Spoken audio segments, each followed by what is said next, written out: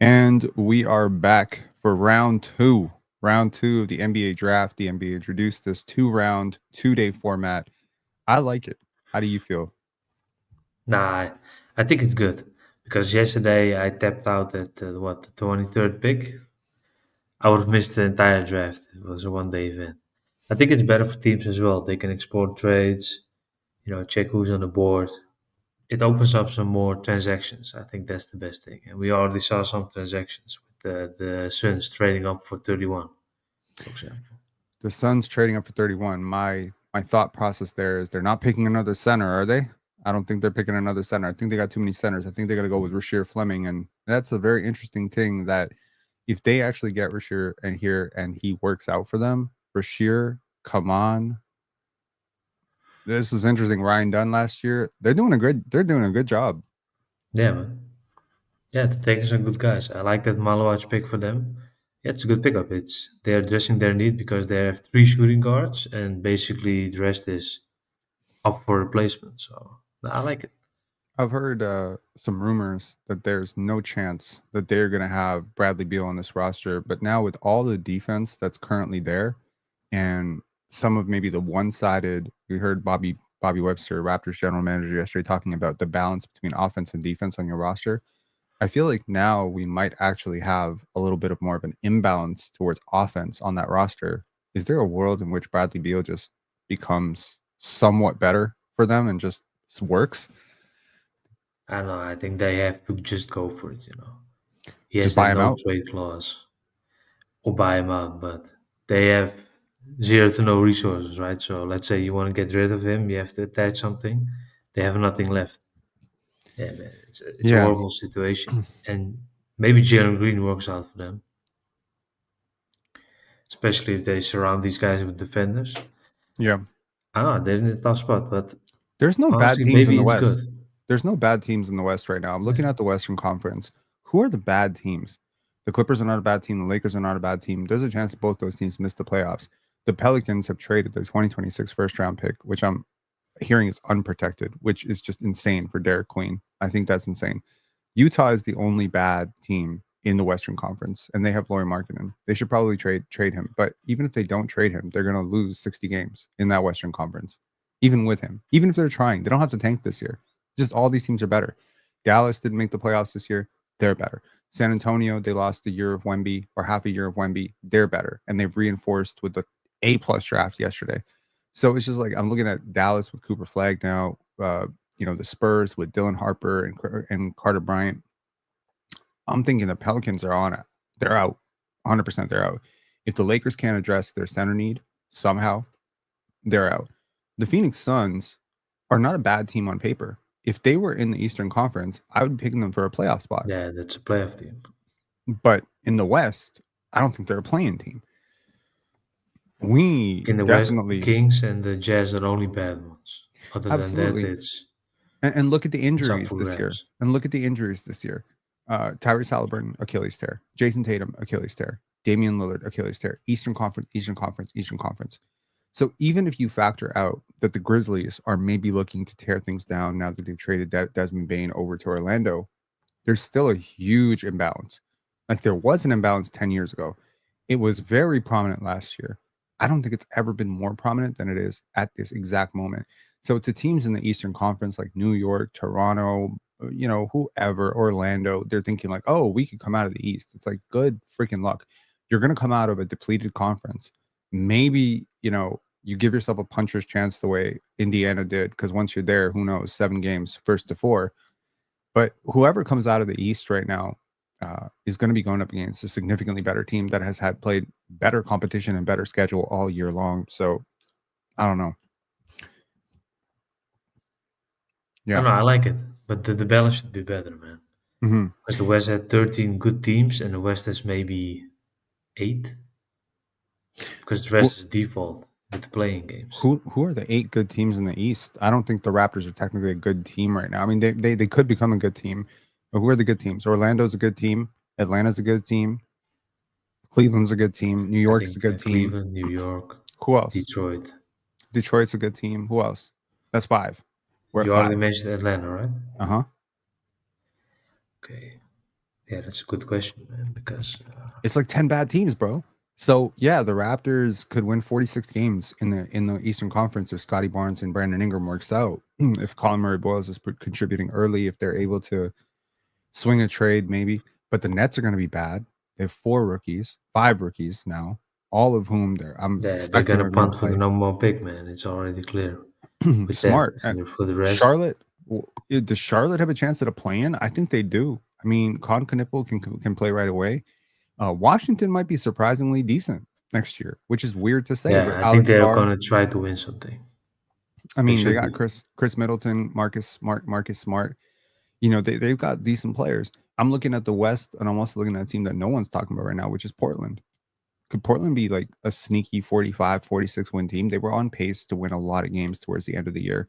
San Antonio, again, as I said, with De'Aaron Fox, Victor Wembanyama, we just haven't seen this yet, right? But they could be good too, especially if they manage to package maybe Harrison Barnes, Devin Vassell or something. So that's going to be interesting.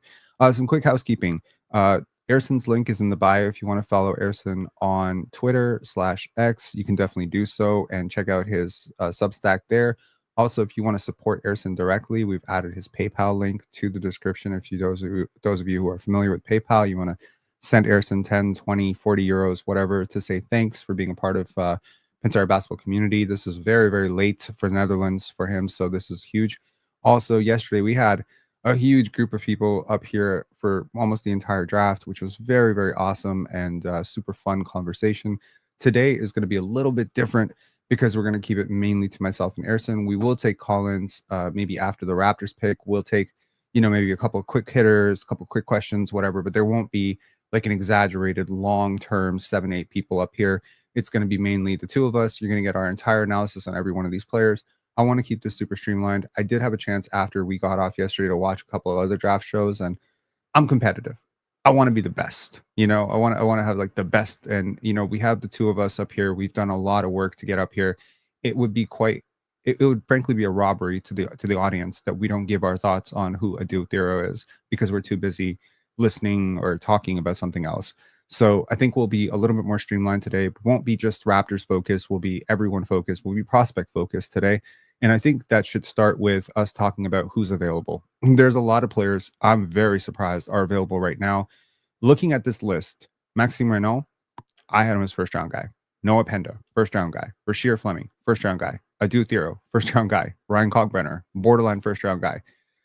Those guys are, according to ESPN, the 5 best available. That's my 5 best available. Which name here excites you, and which name are you shocked is still available?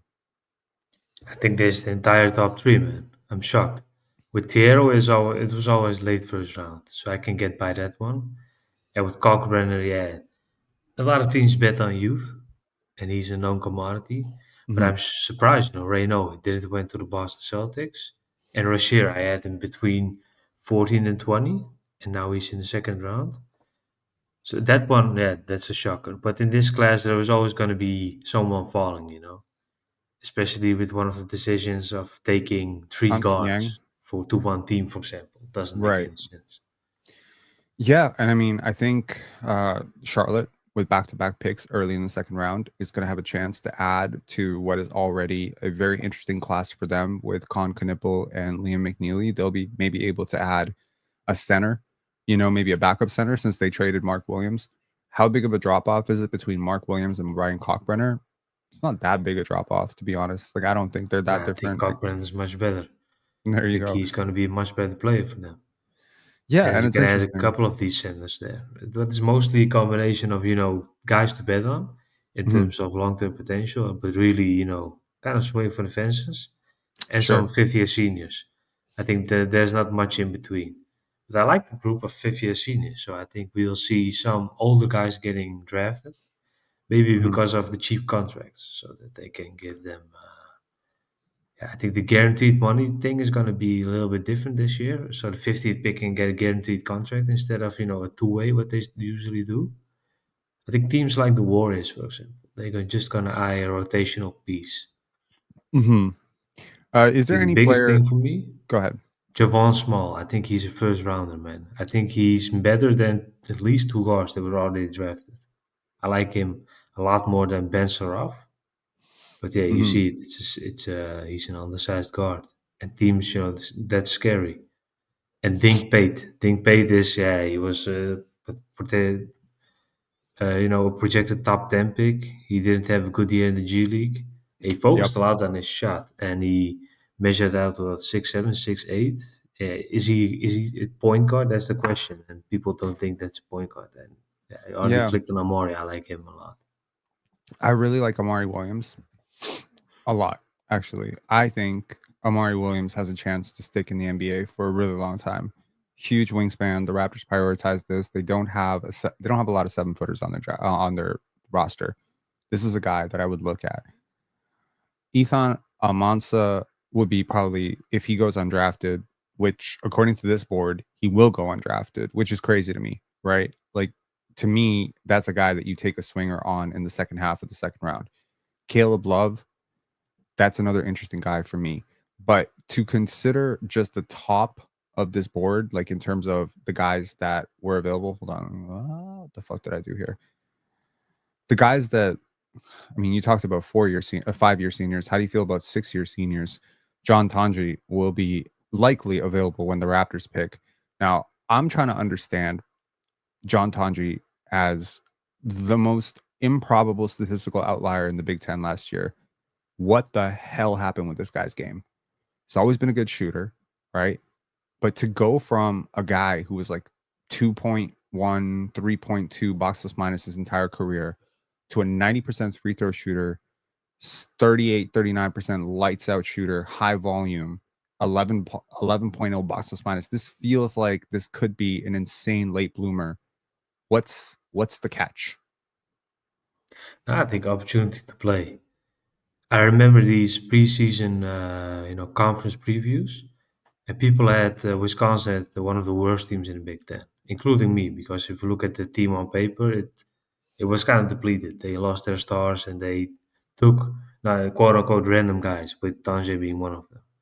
But in their non-conference schedule, this guy was dropping 30, get himself to the charity stripe 15 times a game. It's crazy, man. It's just he basically came out of nowhere to be an All-American. I think that's the beauty of the game as well. Shows you how important fit is if you choose a program. And I like Tonje, man. I think Tonje is going to be one of these guys who's going to get a guaranteed contract, whether he's signed in the first round or not. So him falling to round two is better for him. He has the Yeah. 2 years, maybe three, and then he can sign the second contract. Instead of waiting this rookie skilled contract out. Yeah, and another one is Jamir Watkins. He left a lot of money on the table Last by, year. yeah, and this year as well by just not Where returning. does he And go now, last year? Where does he go last year? So last year he was coming off a dominant season at Florida State. I thought he was bonkers last year. The jump that he took last year under London Hamilton, and he's just like a do-it-all utility forward. To those of people who don't understand this, I love FSU basketball. I've always loved FSU basketball. It's because part of it is Scotty Barnes, but it's extended well below that. Before that to Leonard Hamilton. It's my favorite, one of my favorite coaches of all yeah, time. Pat Williams. Yeah, I didn't love Patrick Williams, in fairness, but yeah, like I mean, I've liked a lot of FSU prospects over the years, and Jamir is like a do-it-all forward who has insane switchability. I'm watching the NBA Finals. I'm seeing guys like Alex Caruso, Lou Dort. I'm looking at guys like he's not the shooter right now that someone like Aaron Nesmith is, but defensively, he reminds me a lot of Aaron Nesmith. He has a lot of game to his game, like he's been kind of a second option, third option type of guy at earlier ranks, not the highly ranked recruit, but he's also been the man at FSU, right? So I think that type of role diversity can make him a very interesting player for a team looking to have someone be a go-to scorer for the G League team. And also his tenacious defense really stuck out to me in the combine scrimmages. Like he was locking up, right? Measured really well, has a near 7-foot wingspan. 5-year senior, okay, fine. But we're not that far removed from Kirk Heinrich and Nick Collison going in the lottery as 22-year-old seniors. It's not that crazy, right? In the end, can you Yeah, play? Cam Johnson was the same thing. I think he Absolutely. was a 40 senior and he went in the lottery. Yeah. Yeah, but I think most of these teams are worried about how to scale down because this guy is not going to get the ball in his hands. How does he play? And usually they not show consistency in rotations, all these small stuff, man. So it's easy to nitpick on guys like Watkins. But yeah, I agree, it's unfair that a guy like him falls. I think if I were the Nets, I would gladly take him over, for example, Ben Saraf, who, yeah, it was the third point guard for them, picked on the night. And not to mention him, but there were some decisions made, man. I was like, okay, it's not, I understand it, but yeah, why? Why so early? Hmm. And here, the biggest name to mention is Lachlan Olbrich. I think he was You among the like them. forwards. Hmm. I like him a lot, man, and he stood out against his peers at the combine. I think he went to the G League elite camp first. So I like Lachlan Olbrich. I think he's gonna. Yeah, he's more of those off the bench bigs. Nothing more than that. Somewhere, okay, to debate 2, 3 Australian prospects. There's a lot of international guys, right? If I'm not mistaken, Alex Tui also, right?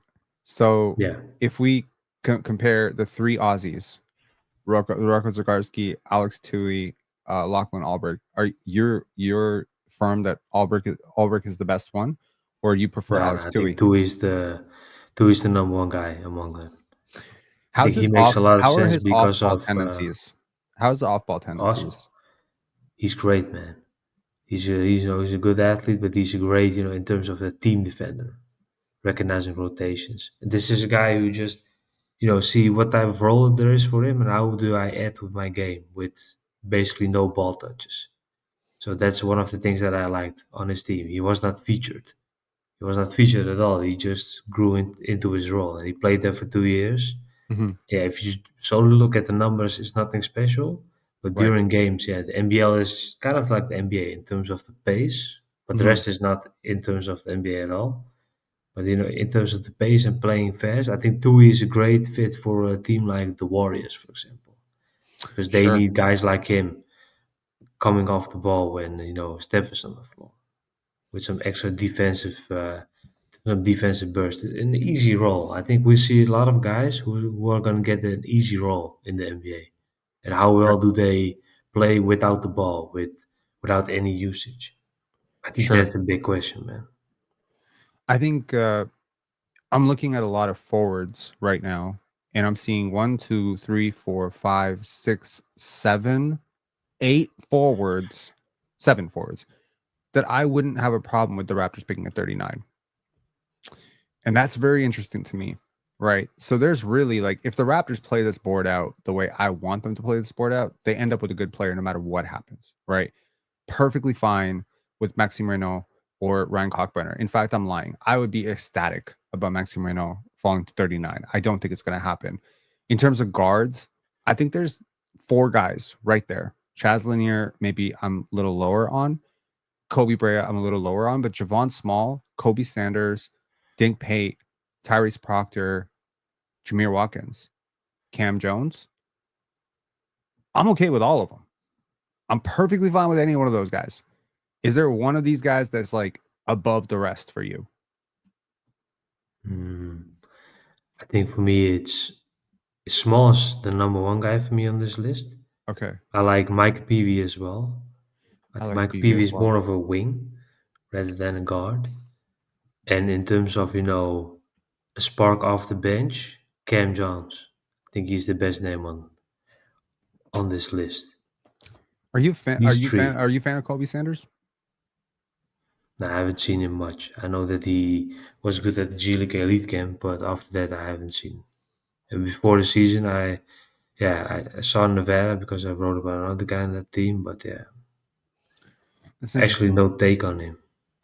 Yeah, like I think guys like Jamir and guys like Tyrese, they've kind of, I think their games have just been sort of picked apart to death in the scouting circles, because there have been a lot of moments where Jamir Watkins, top 20 player in the draft, didn't sound crazy. Tyrese Proctor, lottery pick, was obvious. When he was a freshman, that was going to be like that. Clearly, he's going to be lottery pick. There's a lot to like here, and the Raptors have a chance to add an actual rotation player here. I think at 39, depending on again what happens. I mean, shit, someone could reach for Ryan Nemhard, and now you have more availabilities. You know, I I'm struggling to see how Ryan Nemhard Mm, gets drafted. here, but I have a feeling he will. Is there anyone else that really sticks out here to Yeah, there's me? 3 names. 2 are they're all defenders. I think Okay, Elijah Martin is the most popular one because he won a title with Florida. I sure. think he's gonna get his name called, and Chucky Hepburn the same thing. And Chucky Hepburn he never took that number one guy type of role, if that makes sense. Right. He played like that at Louisville, How would but you compare Louisville these was a guys to collective. Jamal Shed though? I think Hepburn is the closer one to Shed. I think I mean, Elijah I Martin is mean, if more they of a were stopper.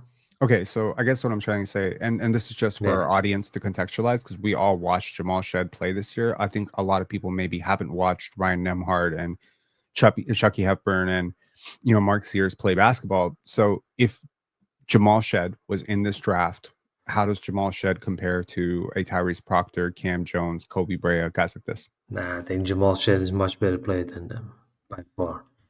He Mm, led Houston.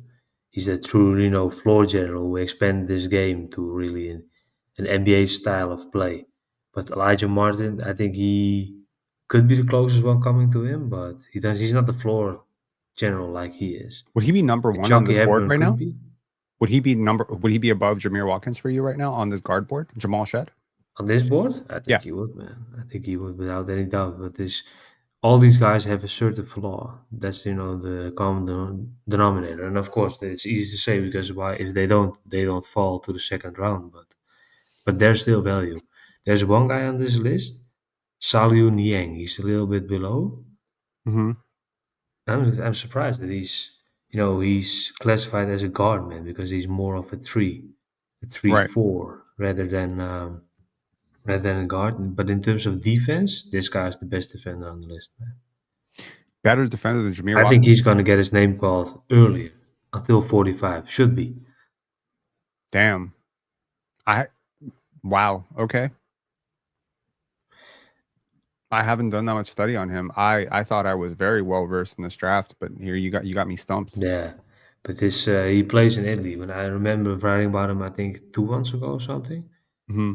But with guys like him, you have to buy him out. And how many teams are they going to do that? Do they have a role for him? Yeah, you have our friend there, Pulakidis. And this is a guy that you I like, see a lot right? of defenders on this list, man. And I think these defensive specialists, quote unquote, they're not going to get drafted in the first round because you can always get one in the second round. So I get many of these guys falling, but yeah, man, it's more so. Yeah, it's like in a grocery shop. You already bought everything that you want, and now you're at the lane with the snacks. What do? You add something. Is it Hmm. necessary that you add it? No, compared to something like that. But I Sure. think the best defender on this list is Jamai Mayshak, man. It's no doubt. And this guy's, I'm even confident in saying that this guy's the best perimeter defender in college basketball this past Hmm. season. For Another an, Tennessee, Jamai Mayshak. right. Another guy from Senegal, Eli John Njai. Have you seen him? Yeah, I wrote about him before I even started a newsletter. I did some work for Rafael Barlow back in the day for his NBA Draft Junkies. I wrote about him, and I think it's still on the website. But I haven't followed this game for 3 years now. And there's something with these guys. They don't get better. That shocks me Hmm. because he sticked around at Real Madrid's first team.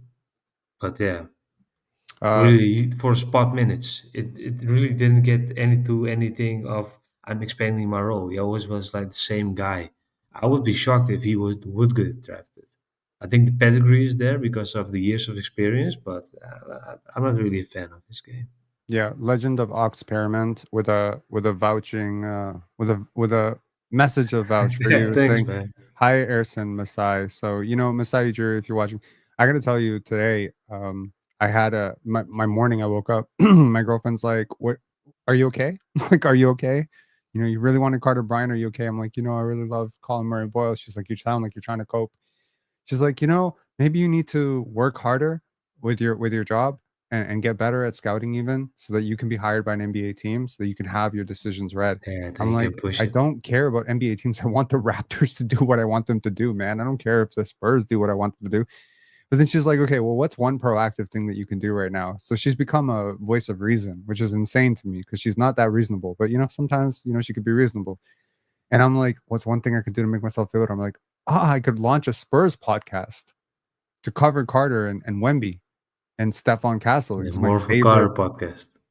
It's gonna it's a Wemby podcast too, man. I love Victor Wembanyama. I love him so much. Like I was so upset when the Raptors didn't tank for him. It was like one of my favorite prospects since he was 16 years old. So that's gonna be really fun. So I'm actually now like very much thinking of names for this Spurs podcast. And I'm like, I'm gonna You have double a up my page work. like that. Do you know that page Steven Adams Stats? Huh? If you do going to X, Steven Adams Stats. I think that guy's from New Zealand, but you see him switching teams as well wherever Steve-O goes. It's an awesome page, man. But That's really what you funny. said just reminded me of him, man. Just this guy doesn't fan the team; it's just fans a player. Well, in fairness, I will continue to support my Raptors because my favorite player in the Yeah. world and all of the universe still plays for the Raptors. But in fairness, like my second, third favorite players play in Oklahoma City and San Antonio now. But it's fair to say one of my top 20 players, favorite players, is Brandon Ingram. I love Brandon Ingram. We traded for him, so I'm a Raptor diehard. My girlfriend asked me because there was a person that I somewhat trust that told me that Scotty was being offered for Giannis, and I was like about to block him. I was like, "You're lying! Like that's not happening. No way in Yeah. hell." She's like, "You're gonna make us move to Milwaukee, aren't you?" Like, we're gonna move to Milwaukee. You're gonna cover the books. You're gonna move to Milwaukee. She's like, "I don't want to move to Milwaukee, bro." So yeah, But you like can get a good car, right? So it's not far from Toronto, so they get a decent car with good mileage, so you can go up and down there. yeah. Nameless saying somebody Uber Eats Rob some dinner tonight. This brother has got to eat. God damn it. Okay, well I got to tell you something funny. I actually have not eaten in 2 days. Really? Mhm. Nah, no, man. I had to Yeah, catch up for some sleep. That's something that's certain, man. Because I took the night because I wanted to be much more fit today. So yeah. there's no other way, man. But Well, the draft's always so challenging. it's partially because we did a neuroscience podcast with my friend Catherine, who's she's amazing, and she was talking about the value of fasting. Right, she's saying like that fasting can be really really interesting for your brain, really good to sort of reset your system. And yeah, not eating, I felt really good, man. Last 2 days, not eating. So someone saying, "Wait, you good, bro?" Yeah, I'm great, dude. I'm great. Don't worry. Not eating for a couple of days is perfectly fine. You're perfectly fine as long as you drink water. You're good. So yes, I am great. It's a good reset for your stomach. It's a good reset for your brain. I'm actually finding myself to be a lot more lucid, even though I haven't slept like super well because last night I was up until 5:30 in the morning. But yes, like I'm good. Yeah. Someone said water fast. Yeah. Okay. So in terms of fits, I'm assuming Rashier and I'm assuming these guys are going to be off the board, man. Yeah, I'm assuming like, Rasheer, Ryan Cochran, and Adou Thiero. It's almost certain these are the first three picks, and then maybe Penn. I think right. 34 is where it starts, man. Should be. You think Cockbrenner goes above Maxime Raynaud? Hmm. I think I would do that. Raynaud's the far better player than the prospect, but in terms of the role, I would be more comfortable with Cogrenner. So here's something that sort of draws me towards Maxime Raynaud, and this is a bias. He's a genius. I was a member of Mensa, so like I have a particular affinity for guys who are super smart because I assume they were picked on a lot as kids. So Yeah, yeah, he picked up basketball really late. He was 18 years old. I've heard that he is tested genius, and he plays like it. When I watch him play, he is seeing things that almost nobody else is seeing on the court. So I'm I think like, he's friends with Wembayama. You see pictures of them playing chess together. not surprised. And this guy Not. was a walk-on at Stanford. Do you play So, chess? nah. You're not. I play chess every day. It is like my go-to. I will play 32 games almost a day. Yeah, like no, 15 on a bad day. Yeah. Yeah, like 15 on a bad day, 20 on a good day. But that's the fun thing. I think these guys are friends, Raynaud and Wembanyama. So who Perfect. knows, man? Maybe the Spurs can can grab him. But I think he's so high because it's almost certain he goes to Boston. Mm, yeah. Let's see here. So do they have round 2 currently? Minnesota is up first. They traded that to Phoenix, correct? Yeah, Okay. Phoenix traded up. Before the show, I went to Sham's page. What did I miss? I think the Lakers got to 41 or 40. They moved up, Yeah, and the Suns they moved up a little bit. I think they moved up to 45, if I'm not mistaken. Let me Yeah, just double check here. Make sure we get this right. Here, so the Suns' war room right now is eyeing St. Joseph's big man, Rasheer Fleming. Fuck. So they get Rasheer and they, wow, that's good, man. That's really good. yeah, and that's good for Rashier as well. He signs a 3-year deal, and then after 2 years, he's in the second contract, and he's gonna stick around, man. So maybe falling to the second round is better. But yeah, you don't get these crazy things like these maxes, for example. But yeah, a guy like him, how big are the odds if he ever signs a max deal or something? I think it's close to none because of the role that he has. Dude, I would have picked him as high as 20, 21, 22. Like he would have been right there for me. Yeah, I didn't buy I any think of the that's fair. lottery buzz, but like him, Adou, Maxime, and Noah, to me, those ironically, the 4 guys who are literally on our board as the best overall, those guys to me are first round talents. Like there's no world in which I'm taking Henson Young over any of these guys, personally. Nah, that's Ryan fair. Kalkbrenner, I can hear the argument. I can hear the argument because again, like I may not be the biggest Ryan Kalkbrenner guy. I think I caught a lot of flack from people. There were people putting him as a lottery pick early in the cycle. And they're Nah, probably I crazy think that's people, but like, crazy. He's a known commodity. Who are you betting against? Or who are you bidding against? That doesn't make any sense. If this guy stayed in school for 5 years, he could have gone out every year and be a potential first round pick. But he just, he used his eligibility. And why wouldn't you? He was defensive player of the Big East for 4 years. I think he matched that record with Pat Ewing from Georgetown back in the day. That's crazy, man. how do you compare him to someone like Walker Kessler? I think Walker Kessler is more of that rim protector and a much better, how do you say that, scorer, if that makes sense, out of the paint. I think Cogrenner's game was solely in the paint with his size and with his length, just finishing plays because he's so tall. But his game has so much substance. Man. I like his footwork. I think Ryan Cochrane's footwork on defense is the most underrated thing. He barely fouls. And he's Mhm. guarding out on the perimeter and he barely fouls. I think that's the most impressive one. But I think it's more of the archetype, which teams not value that much as people on Twitter, because you Right. you have an expendable player. Yeah, it's a utility player, unless you see a real elite traits. But with him, he's kind of a slow 7 footer, so he just grew into the best version of that. Why would you take guy that first round? I think it's fair that he fell, but let's say a team took him at 25, yeah, that's completely fair and good value. Yeah. No, I completely agree with you. Like it kind of comes down to this. Like you have a big man right here who on his career in at Creighton over the last 4 years shot nearly 70% from the free throw line. Right. Last year shot 34% from three on 3 attempts per 100 possessions. That doesn't mean that he's going to be a stretch 5. That means he can maybe grow into one, right? Yeah. 12.2 box plus minus. But it's worth noting there's limited upside here. I believe there's limited upside here. The I think it's zero trajectory to on no growth, upside. yeah, like 0. Just a serviceable kind of fill it up big. But I think about guys like in the G League, there's tons of these guys. Colin Castleton last year for the Raptors had very similar numbers for Florida as Ryan Kalkbrenner, and he's just a throwaway. So it's really weird. I Yeah. don't know what there needs to be like some sort of social study done on why people overvalue players who haven't been selected and undervalue players who've been selected and have failed. I think successful teams are good at identifying players who are on their second contract or are in the G League or have been given up on by their first teams as saying, okay, well, this guy's 22, he's been given on by his first team, given up on by his first team, but he's actually better than this 23-year-old coming out in the draft. But it's the lunacy of, I think, a lot of fans that are just like, oh no, this I think it's because it's unknown. Like I'm high on Markovic. I think he's a decent player.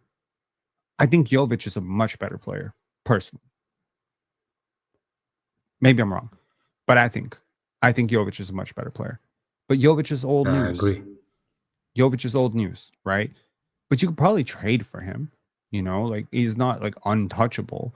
So it's just like I think people have this sort of aversion to players who've already Yeah, played in the league. just a shiny new toy. So Exactly. just you said just the unknown instead Yeah, of the known commodities. It's less sexy to talk about Jovic, but for you sure. talk about Markovic and what he's going to bring and the numbers, etc., etc. I don't know, man. I think I liked him as well. I think I picked him for the Sixers in our draft at 35. But Mhm. there's one thing: if the Hornets trade their picks, that's malpractice, man. If you look at this list, and they have 32 and 34, they should be happy with that. I think that's a great position. I always compare it to the draft with Miles McBride. The Knicks draft, I think they traded back to get 2 picks, Yeah, and then they took Miles McBride with one. I think it was like, damn, they get a potential first rounder, and they think the first 6, 7 picks. That's awesome, man, to be in that yeah, position. for sure. I mean, we are talking about the Raptors pick was actually 7. They don't have that anymore because they traded it in the Jakob Poeltl Yeah, trade. And that pick got traded to Detroit. So now I'm like, please don't let Adou Thiero go to the freaking Pistons, man. That's our fucking pick. So now I got to deal with the fact that not only did we lose out on a chance to draft Matas Buzelis last year because of Jakob Poeltl trade, but now I got to deal with the fact we're also losing on Adou Thiero. I'm all in Adou. Like to me, yeah, Adou and Noah, I'm all in. I actually, there's a world in which I could prefer them over Rashier. Like I like them a lot. So if one of those guys fall and we pass on them for John Tandre, we better be sure. Yeah. I don't know. yeah. Look at this list. I hope Pedner goes to the Hornets. He makes a lot of sense. The Hornets like pace, like to play fast. That's his style of game. But Raynaud to Boston, yeah, I mean, it's almost written in stone, man. I What would if be shocked if they go somewhere else. me too, but what if the what if the Hornets draft Raynaud and Cockbrenner back to back? They would complete Yeah, it could a be four-guy centers they need. dude, they would complete a four-guy white draft. All white guys. That'd be kind of funny. I'm not gonna lie. That'd be kind of funny. And I think it's crazy, man. Because of they drafted 0 Hornets players. I think Liam McNeely, yeah. He doesn't in terms of if you look at him and the Hornets, I don't see Right. the fit. But right, they will go extremely white, man. If they why not? Why not? It's too white. It's too white. Okay, Adou Thiero. Like, look, And man, I love him. I think he's just such an interesting athlete and just such a dog defensively, and just very explosive and powerful to the rim. I think rim pressure is very underrated. That's why I'm not freaking out about Colin yeah, Murray Boyles yesterday. Like, just a guy who gets 2 feet in the paint consistently and can make decent plays out of it. Adou is like very interesting because he has he's come a long way. Also satisfies Masai's African, thing, right? So it's like that could be interesting too. Just he got a lot more explosive the last year. Like the first time I saw him, he wasn't special, but he's gotten a lot better. The Raptors seem to value guys who get better. MJAD saying sending positive vibes that we get a steal here. And are there 5 prospects left before a huge drop off? I don't understand this. Are there 5 prospects left I before a think huge I think it's more of the power rankings before we see huge drop off of random draft fillers. Okay, sure. Okay, so let's take a look at that. So, I mean, I think we can all agree these are the top 5. This is would this be your top 5? And you said that no, you had okay, you had Small. Yeah, Javon Small. Okay. So Javon Small would be where for you right now? Number 1?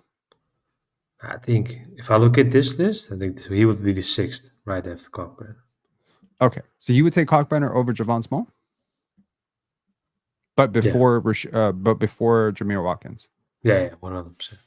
Okay. I compare So Javon Smalls to game to a little bit of that, not a complete guard, but that passing guard who uses the pass as gravity to score. I think he's a complete offensive player, Javon Small. But if you're 6'1", you have to be elite at something to stick.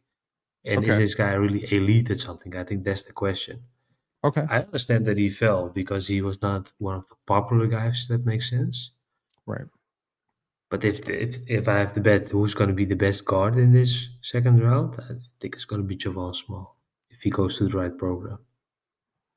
Yeah, I'm getting good vibes from him too, and I loved his tape and his analytics. They both checked out. In terms of tier breaks for me at least, and Ersin and I obviously going to think about this very differently. For me, the tier would break at 4 right here. So Yeah, I would put Maxime, Rashier, Noah, Adou, and then I break the tier to the next tier, which would be Javon, Ryan Cockbrenner, Jamir Watkins, Markovich, Janai Broom, maybe Tyrese Proctor, Sion James. I put them all in the same group. And then beyond that, I think we can get into the Kobe Sanders, Dink Pate. Like, again, if we're just talking raw upside, Dink Pate is very special. yeah. But Someone's going to bet on him. I hope it's going to be the Knicks at 50. yeah, it's weird, man. Like I watched a couple interviews with him when I assume like he was talking about his move to the Capitals, and I just walked away thinking this is a guy who's around the wrong people or has the wrong mindset towards the sport. I tweeted out in support of him last year, and he shared my tweet, and got to connect with him a little bit. I don't know. I got a feeling that this is a guy who's being misguided into the wrong direction, and maybe just maybe will not be successful for that reason because it's not working for him. Whatever he's done to his draft stock, I'm not kidding. I think last year there was talk about him top 5, top 6 if he came Yeah, out. If they were going to let he him came come out. out. And the G League Ignites totally messed him up, man, because they closed that program and he had nowhere to go. And by default, he went to Mexico City because he couldn't go to college anymore. He's a pro. Yeah. And his game is, I think he's from the same school where Anthony Black played and PV played, Duncanville High School in Dallas. They have 5 players or something in the NBA. It's crazy. I think he's from that school. He's from the Dallas area, that's for sure. Hmm. This guy's a solid man. I like him, but he didn't get any better in 2 years, and that's that killed the entire buzz behind his name. And in Mexico, he didn't look to play like a point guard. He looked to play like a scorer. Why would you do that? Yeah. I mean, selling yourself as a hyper athletic 6'8" point guard with like some vertical pop and some defensive tools is a huge selling point. In fact, I think Yeah, Rashier, maybe is falling down to this level because he was marketed as a wing and not as a center or a power forward. If you think about Rashier, a lot of the problems of lack of ball handling, lack of dynamicism, lack of passing, lack of, uh, elite shift and burst and, you know, that sort of shiftiness in his game, yeah, it doesn't matter as much if he's not a small forward or a power forward. It matters like it doesn't matter if and he has the wingspan to compensate. He's the same size as Jared Allen, Jamal McGlure. He's big, he's huge. So I just think sometimes the marketing around a player can be wrong. Colin Murray Boyles, of course, being compared to Draymond Green, not a good comparison, but also not an accurate comparison. I see his game. I yeah. see I think it's shades of mostly wishful thinking. well, I mean, when I watch CMB, I don't how many games in South Carolina have you watched of him over the last 2 years? I think a few. I think a Yeah, few. If I wrote about him, I watched one. I remembered after that. Yeah, they suck, man. It's basically a one man show. So and there that was no was it. one else for me to watch. A reason to watch them. Exactly. And I think that's the point, right? Like sometimes you end up watching a prospect by accident. Like John Yeah, Tonji, I watched him by accident. Really loved very lucky that I watched the game that I watched because he lit the shit out of Carter Bryant in Arizona. I think he scored like 40, like I think it was like 38, 40 points in that game. And that was fortuitous because I wouldn't have scouted him that early, but then it got me very curious. I'm like, damn, like this guy's good. So it's the same thing with CMB. It's like because his team was so bad I feel like people didn't watch him enough. He didn't play March Madness. There's the reputation of non-shooter. People just kind of label you, but he's such a good scorer. When you watch his tape, he's such a good scorer off the dribble. He's such a good layup packager on the rim. So shifty in terms of controlling the handle, and he has like great balance when absorbing contact. And I'm just like, very interesting. There's moments and moments where I'm squint my eyes. Sometimes I squint my eyes. I'm like, that's Julius Randle right there. That's Julius Randle, Zach Yeah, Randolph, just Carmelo the bullet Anthony. ball. Yeah, he has it. He has that. And then he has this little short mid range hook shot, left hand, right hand, little turnaround. He's just very crafty, very, very good at finding little angles. So again, it's the reputation. Draymond Green, non shooter, doesn't take threes. Boom, pass. Don't want that. We need to take threes in the modern NBA. It's like, yeah, okay. You know, uh, I someone think said, it's a combination of, he's not a shooter, but he's a coveted lottery pick. What do we have to do to make him a lottery pick? Yeah, the Draymond is comparison that makes you a lottery pick, that makes you a top 10 pick. So I sure. think these players are always used in this comparison. That a second round pick is being compared to a Hall of Famer, for example. That's always unfair. I think so. Yeah, for sure. But I mean, comparisons. Like, I mean, I saw Hansen Yang, and this is funny because I watched Hansen Yang being compared to Arvydas Sabonis on the no ceilings. Both new, two No, non-Americans. yeah. People really disrespect Arvydas, man. I think Arvydas is one of the 15 greatest players of all time. Yeah, that's more of the American agenda, right? Or just like Yeah, Jokic not winning 4 MVPs in a row now, maybe 5. Yeah, the Shea one is deserved, but the Embiid one was still crazy, man. I was really angry when Embiid won. I was like, yeah, man, they just don't want to give him the third one in a row. Just say it. yeah, that was not fair. I completely agree with you. I feel like there will be fewer people watching today because the second round is not as important. But man, I will remind you, this is where Nikola Jokic was picked during a Taco Bell commercial. This is where Manu Ginobili was picked. Draymond Green was picked. Okay, our beloved Fred VanVleet was not picked because he slipped all the way because he chose to be. There's so many great players in the second round. I'm looking at Yeah, just you like had last Brogdon, few. won Rookie of the Year as the M- second round pick. Gilbert Arenas, Malcolm Brogdon. There's so many good ones, man. And I'm even thinking like last few years, 47th pick, right? Trace Jackson Davis.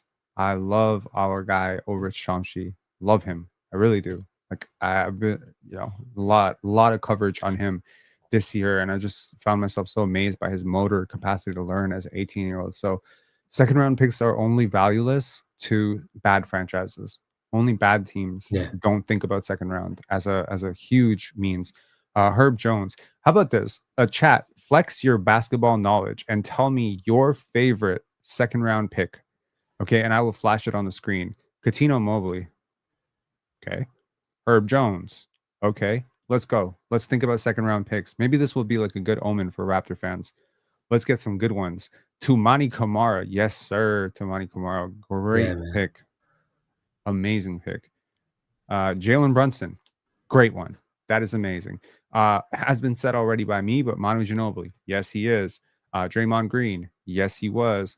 Norman Powell, yeah, Raptors cooked up there. Isaiah Thomas, yes, he was the last pick in the draft. Yes, he was. Dennis Rodman. Rodman was a second round pick, or was he undrafted? Uh, I think he was undrafted, dude. I could be wrong. Chris Middleton, that is correct. Yes, Chris Middleton was a second round pick. You guys both got the same guy. Michael Redd, yes, sir. Michael Redd was a second round pick. One of my favorite second round picks who did not work out, Roko Leniukic. I love him. Sorry. Andrew Nemhard. really, his son is also playing. Eh? I think he's one Mm, of the most talentful guys in his year. Roko's son? Yeah, Rocco Yeah. Ugic. I think. Marc Gasol. Yes, sir. Marc Gasol. Another one. Paul Millsap. Yup. Isaiah Hartenstein. Yup. Malcolm Brogdon has already been said. Desmond Bain was not a second round pick. Nah, it He was late was the first round. last pick in the first round. Gilbert Arenas keeps coming up. Jamal Shed. Thank you. Thank you. Yes, Jamal Shed. Daniel Gafford. Okay. Luis Yeah, Mitch Scola. Robinson. Willis Reed. Willis Reed was a second round pick. That's news to me. Damn, I forgot that. That's amazing. Danny Green. That's another one. Yes, sir. Yeah, has been said. It's good, man. Our community knows its shit. It's good. It's good, good, good. Even though 8 of you said Gilbert Arenas. Okay. He's the most popular, man. Because of Gil's Arena. Because he says nonsense all day, all night. Just talking bare absolute bullshit all day. Okay. They are on the clock now. And obviously they're going to pick who they're going to pick. But yeah. Round 2 not started. What? It's not started yet? I don't have the TV on. You have the TV on? No. Okay. Rasheer is already picked. I think maybe they just put it in wiki. We use Wikipedia as a site. I see Rasheer Fleming's name. I think because it's already known that he's going to be picked. Right. I'm not sure. Maybe they're still in the ads, man, because they said what in America it's 8 p.m. and then 10 minutes of ads, and maybe it starts right now, man. I don't know. Yeah, T Dot's fine is saying it hasn't started yet. Got you. Okay. Is there to the chat, is there a more correct way or a more quick updated way for me to be able to flash who is going and what's happening in the draft than this right here? If there is, let me know so I can bring it up so that we have you guys instantly covered. Yeah, man, because I'm trying to. That's where I struggled for 3 years in a row, man, because Shams is not reporting every pick, and some picks are being reported late. It's I almost miss you have to be Woj. there, man. I miss Woj. Like Shams, you're making millions of dollars, bro. Just hire an assistant to literally tweet on your behalf. You know, like if you can't, yeah, it's interesting. Yeah, Woj is great, man. Yeah, I preferred him. Woj is on the international tour for his college program, St. Bonaventure. Hmm.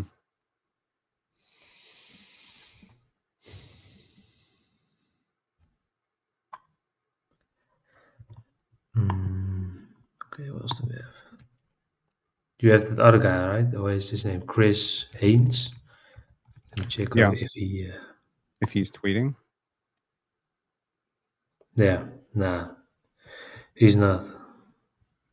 Hmm. I know it's tough, man.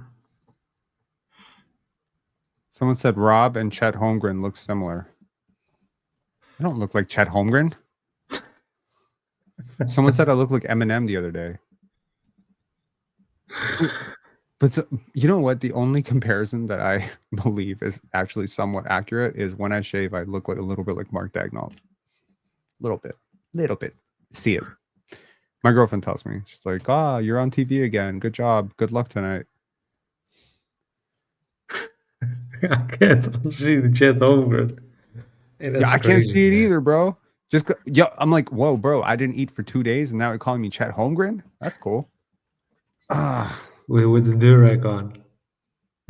Yeah, with the You have durag. that Yeah, NBA Centel photo with him on a durag. yeah. Said, yo, Eminem, I can see it. Yeah, it's the hat, bro. Trust me, it's the hat. If I take my hat off, I'm not blonde. Don't look like Eminem anymore. Don't forget Andrew Tate. I definitely don't look like Andrew Tate, bro. I don't know. Like, have you ever met a person in life that could look like Chet Holmgren and Andrew Tate at the same time? That's not a human person. Skinny Peja. So funny fact, I used to date Paige's first cousin, so that was interesting. And I have met him before, which is also interesting. And also my nickname growing up was either Manu or Peja, one of those two. People always call me those guys because I have dark hair, white skin. Yeah. You low-key look like Michael B. Jordan, big bro. That's my favorite one right there. We're going with that. That's the one. That is the one. You look like JJ Redick. Nah, man, I think this one is. Yeah. Forcing. Low key, a little bit jealous of JJ Redick. My girlfriend said he was attractive, so I'm like, fuck, nah. Brad Pitt. Okay, now you're just being an asshole. Thanks, appreciate you. Okay, Okay. Wait. Nah, still 31. I'm seeing because I'm terrified we're gonna miss a lot of things. Not because we just missed them, but it's not put everywhere, man. Yeah. Wait, Okay. I'm let's enjoying this. see. Rob looks like Eddie Guerrero. Shout outs to Eddie Guerrero, and also rest in peace, Eddie Guerrero. Did you watch wrestling ever? Nah. Eddie Guerrero was the GOAT. Samuel L. Jackson. It's my life is get these motherfucking comments off my motherfucking screen. Nikola Tesla, Nikola Topic, every Serb ever. Okay, cool. Yeah, Yeah. Nikola Topic, 30-year-old Nikola Topic, maybe. Honestly, I can see that one man with Topic. really? A Topic has little like bit. the flat face and the receding. I did a lot of jazzercise to make sure I don't do that. Serbian Tom Holland, come on Malowach, you look like Stalin. You fucking ass. You get banned for that shit. Uh Rob looks like insert white NBA player. Looks like an older Bill Russell. Bill Russell is like my second favorite player of all time. So thank you. Appreciate that. Jamal Murray. Cool. You know what? I'm taking Kaman Malawach. I'm a cross between Kaman Malawach and Michael B. Jordan. I'm going to take that one. That's the best one. Walker Kessler. Johnny Depp. Peter Parker.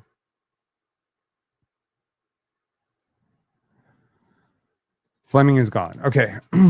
Well, he's been gone for an hour, but yes. Okay.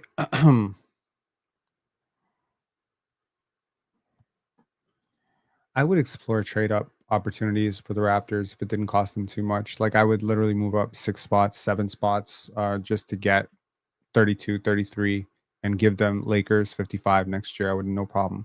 But one thing I will say is with the number of people playing basketball in the world, the number of places we're now developing basketball, Africa, we're doing much better job in Africa. So prospects are getting better and better.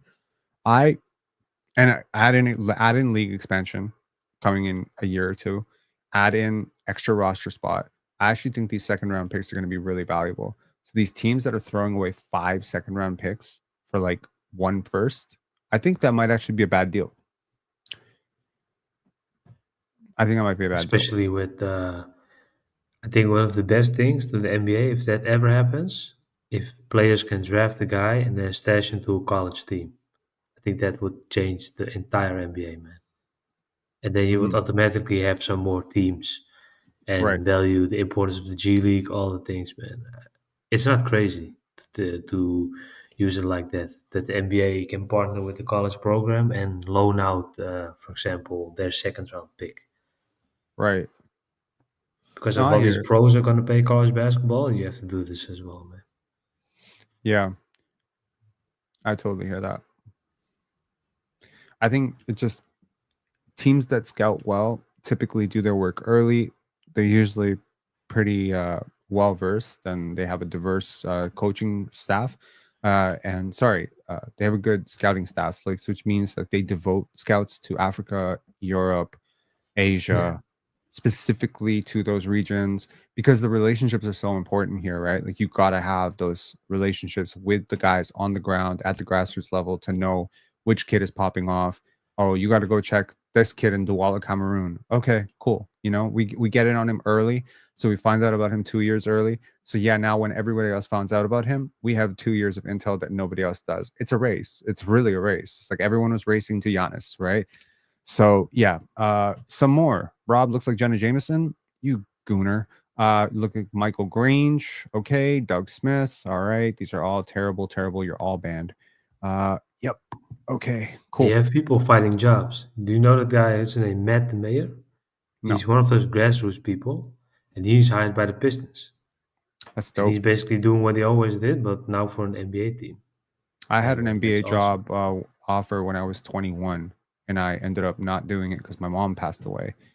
and then it just never came back. And I didn't want to move to Portland, in fairness, like to do Yeah. it, but it would have been a really fantastic opportunity. I was doing a lot of basketball writing at the time.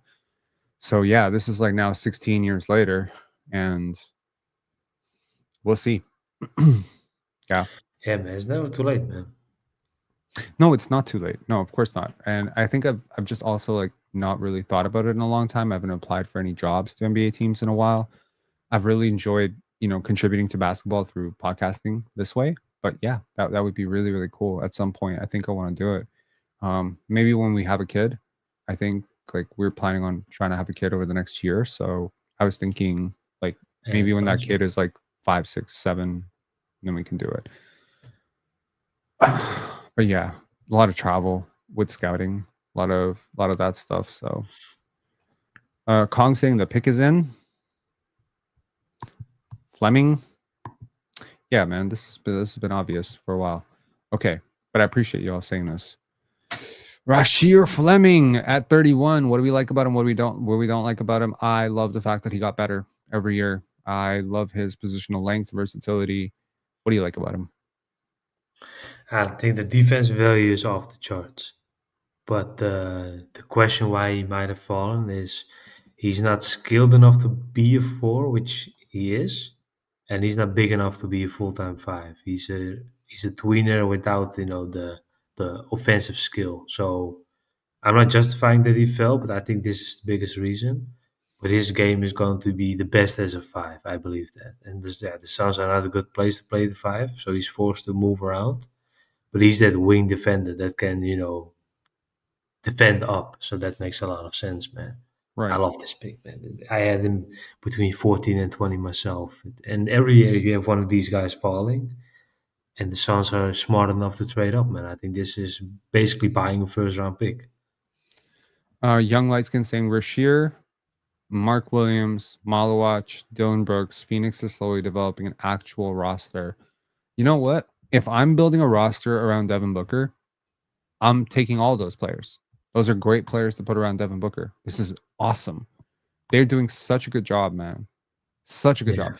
In fact, what's so funny is that when we were at 9, right? The Raptors were at 9. A couple of weeks ago, we had podcast. People were saying, I want Rasheer Fleming or I want Kaman Malawach at number 9. That's what they were saying. Those two guys. We got to get those two guys. And I was like, no. We want Carter. The Suns got those two guys and they walked into this draft with just 29 initially. So the KD trade actually works out. If Kaman works the way he could work, it's amazing. It's amazing, man. Nah, 100%, man. And it should be, a buy in low situation is always good.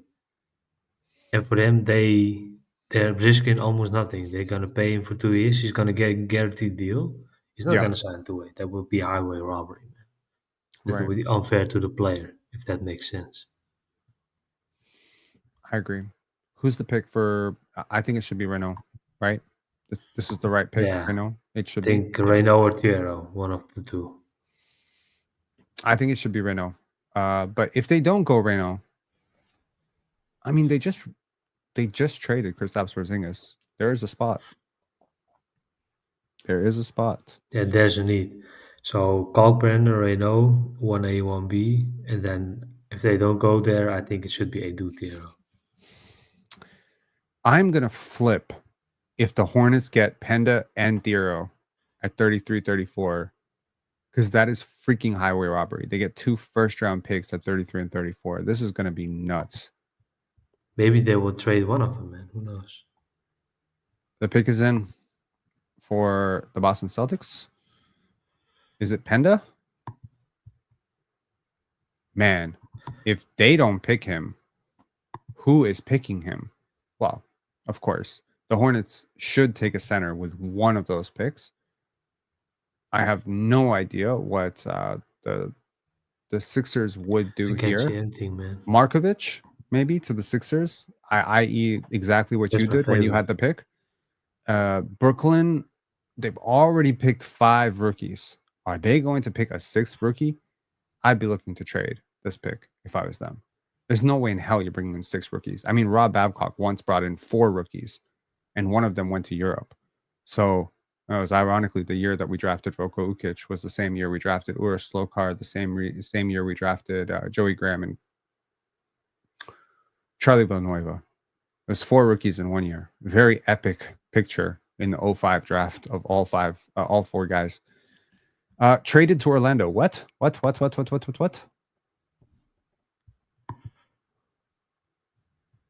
Orlando pick now. So 32 now belongs to Orlando. Am I understanding that correctly? Yeah, they traded 46 and 57. 26 second rounder, 27 second rounder to move up to 32. Yeah, man. They get 4 second round picks back. Oh, damn. So Orlando, who is Orlando targeting here? Orlando should be targeting not a 5 maybe for Bitadze, just a backup. If they target Maxime Raynaud here, that would be interesting.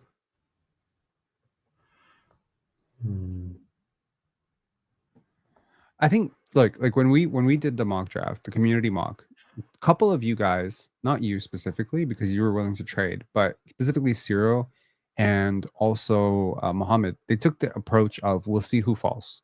We'll see who falls to us. It was a less proactive, less impulsive means, but sometimes you outsmart yourself. Like that trade that Mohammed made with you, where he traded Cam Whitmore and 10 and 8 to move, 10 and move to 8. He ended up taking the same player. He would have been available for him, Con Knipple. Yeah. Noah Penda goes just move on Noah Penda to Orlando. Noah Penda. That's a great pickup for them, man. I love Noah Penda. Man. Wow. He moves to Orlando. Wow. That's gonna be right now is the Hornets. He's a first round talent, man. So now I need the Hornets to fuck up. I need them to make 2 bad picks in a row so that someone good will fall to the Raptors. Oh, man. Okay. I'm going to be right back in a minute. Just give me 1 sec. I got to go to the washroom. Okay.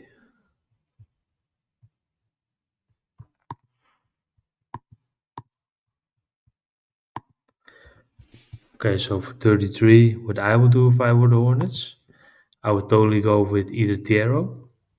Thiero's the first bet that they should make. They can develop a guy in their G League system, and by giving him a little bit of spot minutes, there's not really overlap with Brandon Miller or something, but Thiero is more of a defender of the two. And to just go for it with Raynaud. I think that would be my decision if I were them, man. They get 2 great picks here. Raynaud and Thiero. That's what I would do.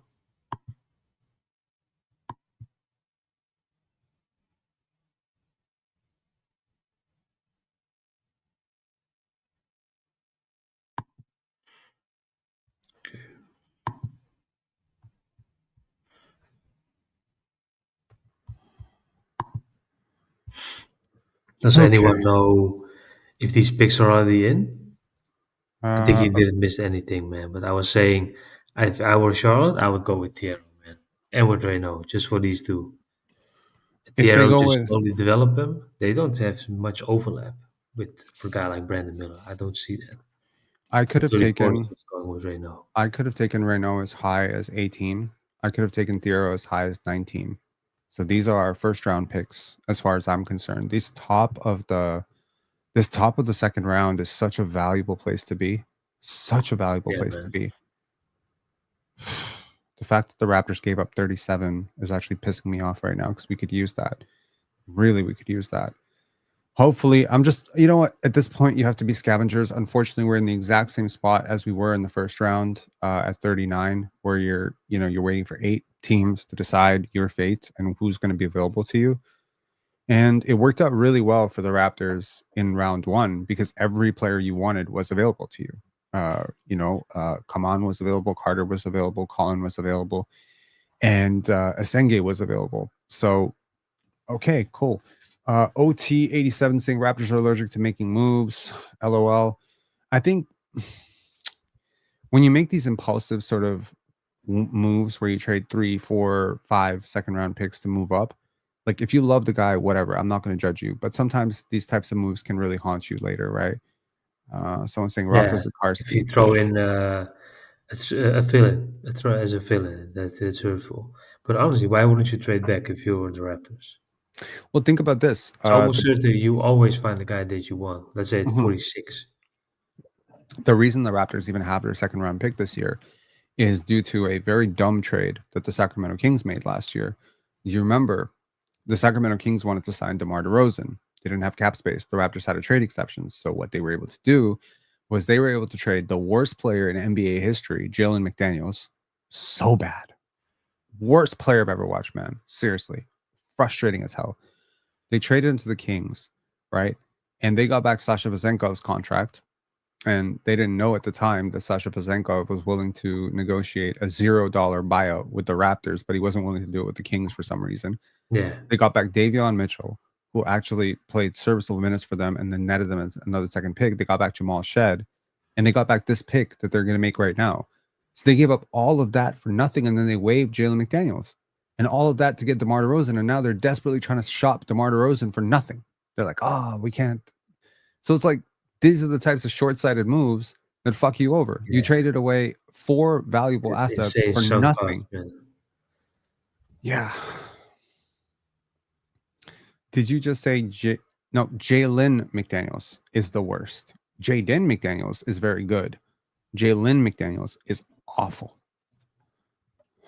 Okay, we're gonna take a very, very quick call from Moobs. Moobs, what's up? Today's Hey, calls what's up, man? are gonna be really quick hitters. What's up? Yeah, I just had a quick question. I'm not too familiar with the second round and who our potential pick could be. So I was wanting some insight on that. Cool. Thanks a lot for your question. I mean, I won't be coy, but the obvious answer is to scroll back 1 hour in this conversation. We talked about all the players Yeah. that are available. So that would be the right thing to do, Moves.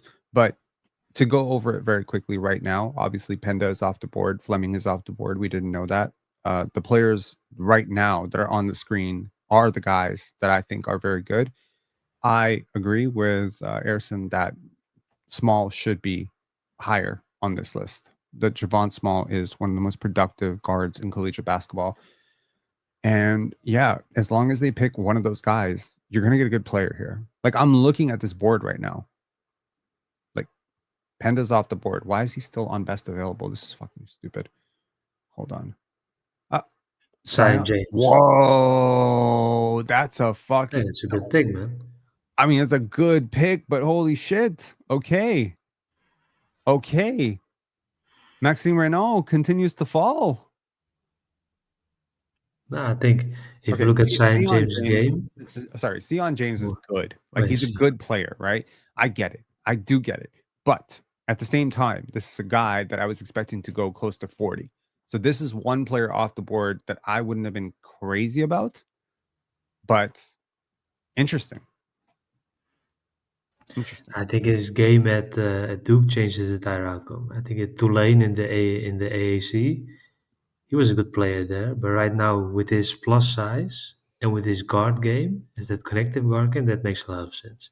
I think he's one of the guys that made Cooper Flagg's life so easily, you know. And Mhm. well, why the Hornets? And I think if I were him, I would go to a winning team. I don't think it makes sense to put a guy like him on a bad team. Well, they're trying to be a winning team now because they just Yeah. drafted his teammate, Con Knipple, which is awesome. Both Dukies going to Charlotte, staying home, staying close to home, at least. That's pretty cool. Red Salute, thank you so much for the super chat. Are there any players in the second round that you don't want us to draft and should completely avoid? This is a question for both of us. I'll let Ersin answer first. Is there a player I that would go away, stick away from the shooters. I think Chaslin is not a guy for Raptors. A lot of overlap. I like the John Tandre one, but again, you're forced to go with a shooter by default. You took centers. You constantly take centers, you know, to develop them, and you don't take a center again this year. That would be crazy. I think the Raptors should stay away from centers and pure shooters, if that makes sense. I would go with so connective no wings. Kobe Brea? Just no, I wouldn't do that because why Yeah. you already have you drafted the shooter 2 years in a row, and your second round pick. Why not trade it away? But the John Townsend makes sense because he is that swingman size, say what, 6'5", 6'6", Yeah. that's the type of that you can give a different role to. But if you're taking a 6'3" shooter, a guard, yeah, man, doesn't make any sense. Well, Kobe Bryant is 6'6", 6'7", I think, but he doesn't do a lot else. I don't like one-dimensional shooters. I don't think they work in the NBA. That's why I wouldn't have. I don't think I would have touched Liam McNeely with a 10-foot pole. I would have taken Noah Penda over him, Maxime Raynaud over him. I would have taken so Yeah, many players 100%. over him. So my view on this is, let me just see what John Tandre measured at. Let me just see his measurements at the pre-draft. So he measured combine 6'5", barefoot. That's good. 6'9" wingspan. Yeah. Very good. Okay. 8'7" standing reach. Very good. Okay. This is good. This is a plus size. This is good. You know, and again, if he can replicate what he did last year, he was one of the most productive players in college basketball. This is not a bad pick. But if Maxime Raynaud is on the board and Adou Thiero is on the board, easy pick for the Raptors. Don't outsmart yourselves by going John Tandre. I don't think.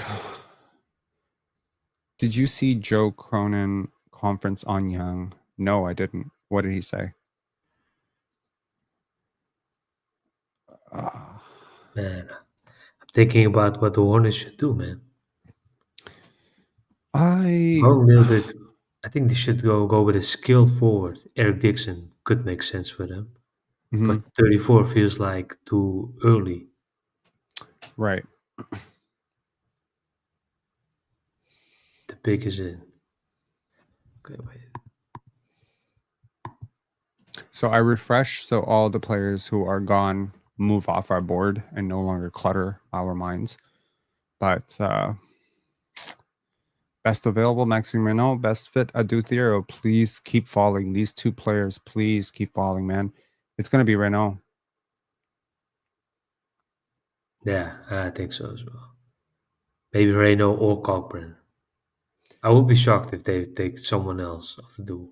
If they take a center and there's not one of those two, yeah, it will be crazy, man. It really should be Maxime.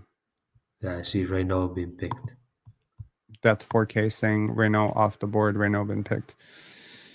Okay, well, a top 20 player of my board has been picked. So shit. Death 4K, if you don't mind telling us, where are you seeing that Raynaud has been picked? Because I'm not on my phone right now. So if you just tell me where you're seeing it, because you're obviously seeing it before ESPN is updating it.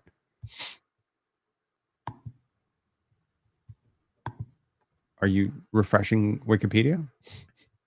Yeah, man. Oh, do you hear the clicking sound? Yeah. Yeah, sorry about that. Yeah, I'm trying to see as well, man. He's there in person. Yeah.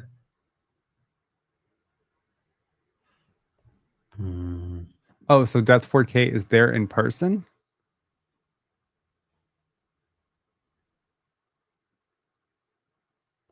That's I don't know. cool. I saw someone else say it. No, someone else said he's there in person. I think he's joking. Yeah, he said, no, I'm playing. Yeah. If I were the Hornets, okay, they need a center. That's certain. I'm thinking about the idea. What if they go with a guy like Dixon? Would make sense. He doesn't have the size, but he has the, that strength and that skill. I don't know, man. What is the thing that unites every single player they've picked so far? They've picked Sion James. They picked. Would you be surprised? No, Pick Ryan Cogrenner. Cockbrenner. Okay, Death 4K, you're Yeah. officially, we're not taking you seriously anymore. They took productive, winning players at every pick who care about winning. Sion James cares about winning. Cogrenner cares about winning. Clearly proven winner. Maxime Raynaud's fall continues. I am trading up so fast for 35 right now. Like if I'm the Raptors, 39 is 35. I'll give you Lakers pick. Give me this guy. There's 4 picks available. Oh my God. Okay, Raynaud and Adou Thiero are still there. I know, man. I feel so good about Cogrenner to the Hornets. I think it made sense. But honestly, yeah, for Cogrenner itself, no, I like it. I like that pick, man. Okay, It's a so great we're pick. officially They will go 1, with 2, Markovic. We are 1, 2, 3, 4, 5 picks away from the Raptors. There are currently Yeah. 1, 2 players on the board, 3 players on the board that I would be jumping over the moon for. Markovic, Adou Thiero, Maxime Raynaud. Those are the 3 guys. I'd be jumping over the moon for those guys. Beyond that, I'd be perfectly fine with Jamir Watkins. I'd be perfectly fine with John They have Tandre. Adem Bona. I think they're gonna take a guy that should complement Bona. I think Markovic is a scorer, is a pure scorer off the bench. Yeah, man. I'm going with Markovic, 100%. We just don't We have a shouldn't go stretch. with a We don't guard. have a stretch 4, and we just picked a 4 who doesn't shoot. So to me, it's like bet on shooting upside, and also he is a decent playmaker. Would you say? He has good ball What do you mean? skills. Who? He can, Markovic. Nah, I think he's more of that, that angle creator in the post, and in the NBA he's gonna force the pass. I think that's gonna be his game. But his off-ball defense is so far away. I don't know, man. Yeah, Him falling outside the first round makes a lot of sense, but he's too good, man, to be the 50th pick or something. Because this guy can play NBA minutes. I believe in that. And, yeah, and and the also like, Sixers will be a team that will play a guy like him. and also having a coach that speaks your language, having an assistant coach that speaks your language, Yeah, having 2 guys like that is a helpful thing for any Serbian prospect coming over, or any Bosnian, Croatian, whatever guy coming over, to have somebody there who's speaking your language and making that transition easier for you is huge. I'm all for that, but certainly no nationalism here. I'd be perfectly fine with Javon Small. I think it's perfect. We don't really have a 3rd string point guard. Got rid of Davion Mitchell last year. Scotty Barnes is sort of like the backup 3rd string point guard right now, but I wouldn't mind, a guy like this who can maybe run some reps in the G League. I also think if we're not going to get a point guard at 39, we'll probably sign one on the minimum, right? yeah. A DeLon Wright, Davion type of player. Just a spark. Davion type, but maybe like did you see that the Heat extended Davion his qualifying offer? It's like $8 million, man. It's crazy. It's nowadays it's basically nothing. 8 million. I think What, that 3% of the caps or something like that? 8% would be closer to 5-6% of the cap. But Yeah. yeah, still it's something.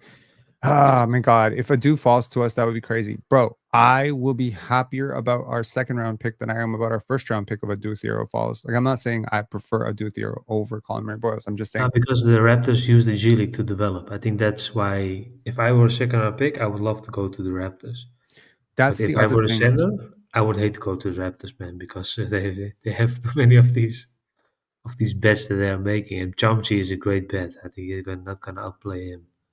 But let's see what Philly does. I think it's almost sure it's Markovic, man. If I were the GM there, I'm Markovic without any doubt. Okay. So if I'm them, what am I doing? I want VJ Edgecombe 1st round. Are they bringing back Gershon Yabusele? I think that's a question that we should maybe ask ourselves, right? I don't know, I don't know man. if they can pay him, man. If they want to pay him, they should want, but maybe he'll get Good better player. offers elsewhere. He's a good player. What's your dream NBA job? I guess is the question for both of us. My dream NBA job would be general manager of the Spurs. For me, it would be one of these international scouts, man. Team doesn't matter. But these international scouts, they live good, man. They'll be sent to all these tournaments. They do nothing. They just watch plays. That would be awesome. And then after that, grow into that front office role. That would be fun. Yeah. Oh, I like Yes. how you, even in your dream NBA job, decided to work your way up, and I was just like, no, general manager slash president slash ruler of the universe of the San Antonio Spurs. I think the only downside to that would be now I don't get to live in Toronto anymore. So maybe my dream job would really be to be the GM of the Raptors, but we'll see. Assistant GM is also good, man. They pull the strings, and he's not on the front page in the media. I think that's a good position as well. Sure. Okay. Someone said, can we zoom in? I hope this helps you guys. Yeah. But now I can't see who's gone off the board, so I apologize. I think because of the trades, they just added time to the clock. Should be. They do that? I think they should, man. Janai Broom. What? Janai. Dude. Yeah. I love this. I love him. Yeah, it makes sense, man. They need experience. It makes sense. And he can play next to Bona.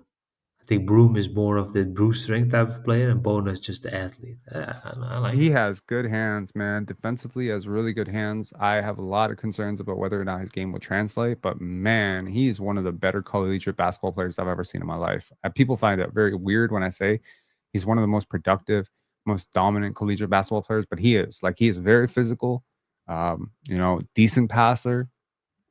I understand he's funny, though. When you watch him play, he runs a little funny, walks a little funny, but he is absolutely like tough. I like him. I like him a lot.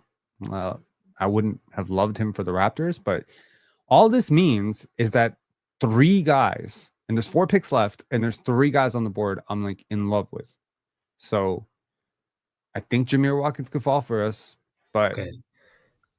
Would the Nets take another guard? That's the $1 million question here. I hope they won't. The Nets should take Maxime Raynaud right here and run for the hills. They need to take Maxime because they have taken plus playmakers at all 4 out of 5. I don't know if you saw the stat. Like, I think there were 3. I want to say there were 3 players in the NBA draft that averaged over 6 assists per 36 minutes, and they took all of them. I think that was the stat, or is it 8 assists per 36 minutes? Yeah. They took all of them. So they love this style, and them passing on Maxime Raynaud would make me very, very curious about what's wrong with Maxime. Now you have Danny Wolf as well. I don't know about the fit with Raynaud. Infitech saying Nets traded 36. Is it to the Raptors? Please. No, it's not to the Raptors. The Raptors sitting on their fucking asses. They're sitting on their asses doing nothing so that they can come out all smug and be like, there were no trades. There were no trades for us. This is the Lakers pick. Oh, the Lakers got. Oh, this is the Lakers pick. Would the Lakers dare to take Roco Zakarski here? They need a center. This is not the Lakers pick. Minnesota pick. This is the Minnesota. I see a lot of Wolves. Okay. What the fuck did the Minnesota Wolves took Baron J, and they could need another guard, man. Honestly, I'm a little bit dreaming here. I would go with the Javon Small. Yeah. What about Tandre? Tandre here would make a lot of sense for them. They need this. They need this player type. They have Dante DiVincenzo, right? I think he should be. They were trying to trade Dante. It's worth noting that I really like a player on their roster, Josh Minot. I love him. I don't know why I love him, but I just like him a lot. Yeah, I liked him as well when he came out of, I think it was Memphis, right? But he's, one of these tough guys that 3 years in a row, he didn't really get a chance. And when does he ever going to get a chance? Just like J.D. Davison. I think he won the G League also with Boston. Yeah. SP saying, never mind, it is the Lakers. Y'all confusing the shit out of us. Okay. So let's just get this correct here. Hold on. What should the Lakers do? Lakers should go with a 5. So that means Adou is going to fall one more spot? Oh, they're idiots. The Lakers need a center. It should be a center, but I wouldn't go for Raynaud if I were them. This is why the Lakers are the way they are. It should be Adou. It should be Adou Thiero. There we go. They're smart. Yeah. This is the right move. This is the right This is the guy that you trade up for. Yeah, 100%. Good idea for them. I think next to between Luka and especially going forward, Austin Reeves, this is the right guy to sort of put in that space, right? And I understand, obviously, you have a need for a center, but if Adou Thiero becomes Herb Jones adjacent, I'm not saying he will, but I'm saying if he does, you're golden. You can trade for a center. You can trade for 2 centers. So always take the best player available. Even in the second round, I say that they should do that. So someone said, wow, Bronny and Adou. Yeah, one guy, an NBA player, with the other guy is just whatever he is. No offense. Okay, the Pistons. Okay, what do the Pistons need? I think the Pistons should value. Yeah, man. Would they Shooting? go for a 5? They have 2. I don't know how they feel about them, but Jalen Duren, beef stew, right? They had some success last year. I'm thinking about just guys who fit. Okay, so I'm gonna refresh this so that Adou Thiero gets off my screen. I'm very sad about this, by the way. Just wished so hard that Adou would come to us at 39. But when all those players fell back, I just couldn't believe like that he would be there at 39, Yeah. and clearly he's not. Let's see here. What would I do if I think I I'm going with Eric Dixon. Eric Dixon would make a lot of sense. Okay. What do you like about him? The combination of he's not sized as a 5, but in Mhm. terms of strength and skill, man, those 2 things, and he can stretch the floor. I think he's a good shooter. I like him. And at Villanova, they were horrible, man, with their offense. So half court minded. Didn't like their 3-point shooters at all. Luka Poplar, for example, is much better than what the numbers indicate. I don't know. Dixon, I like him.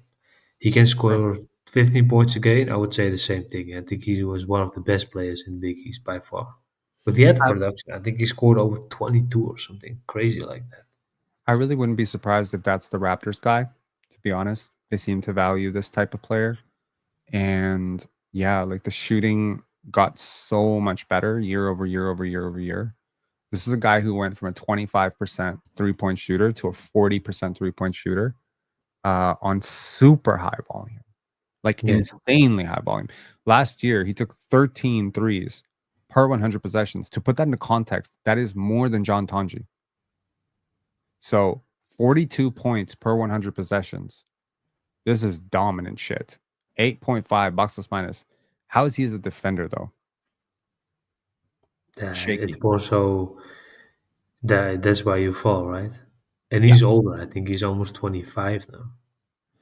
I think he is 24. Let me check here. Eric Dixon age.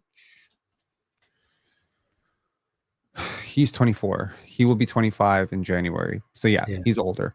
I think this is like a great undrafted guy. If he doesn't go end of second round or doesn't go now, like he could definitely be a great 2-way contract. Last year, the Raptors took Brandon Carlson as their 2-way. Chaz Lanier. Okay. Cool. Really? Yeah. I see it. I get it. I totally get it. Do you get it? Do you agree with it? Really? Not really? I would stay away from these shooters, if that makes sense. No, I hear you.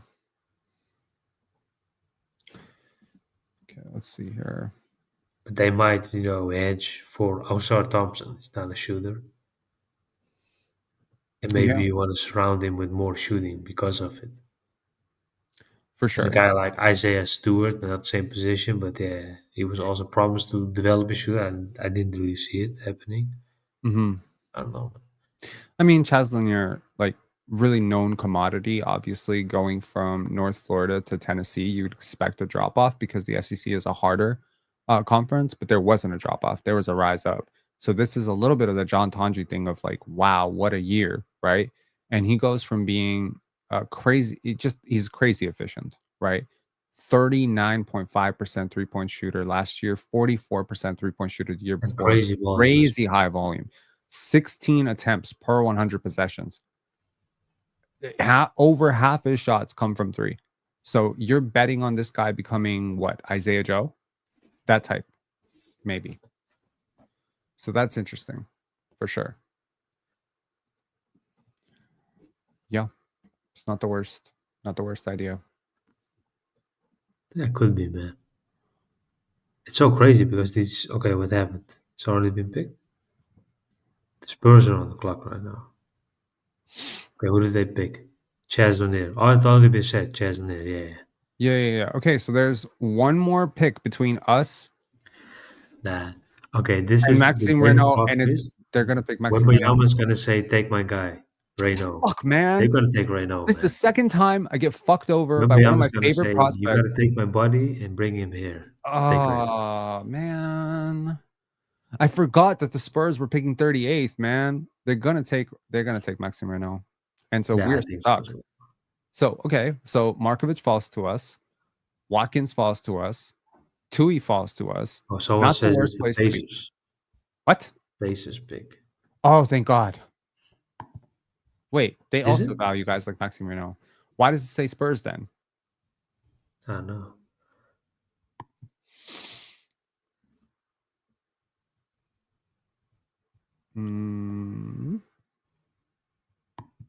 Did they trade it?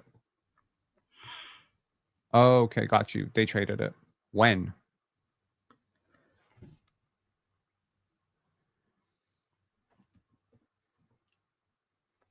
When did this happen? I'm trying to look here. You know, this morning when I got to work, I wrote this article about the NBA draft grades. I got totally killed for it, but I never really care about this type of stuff.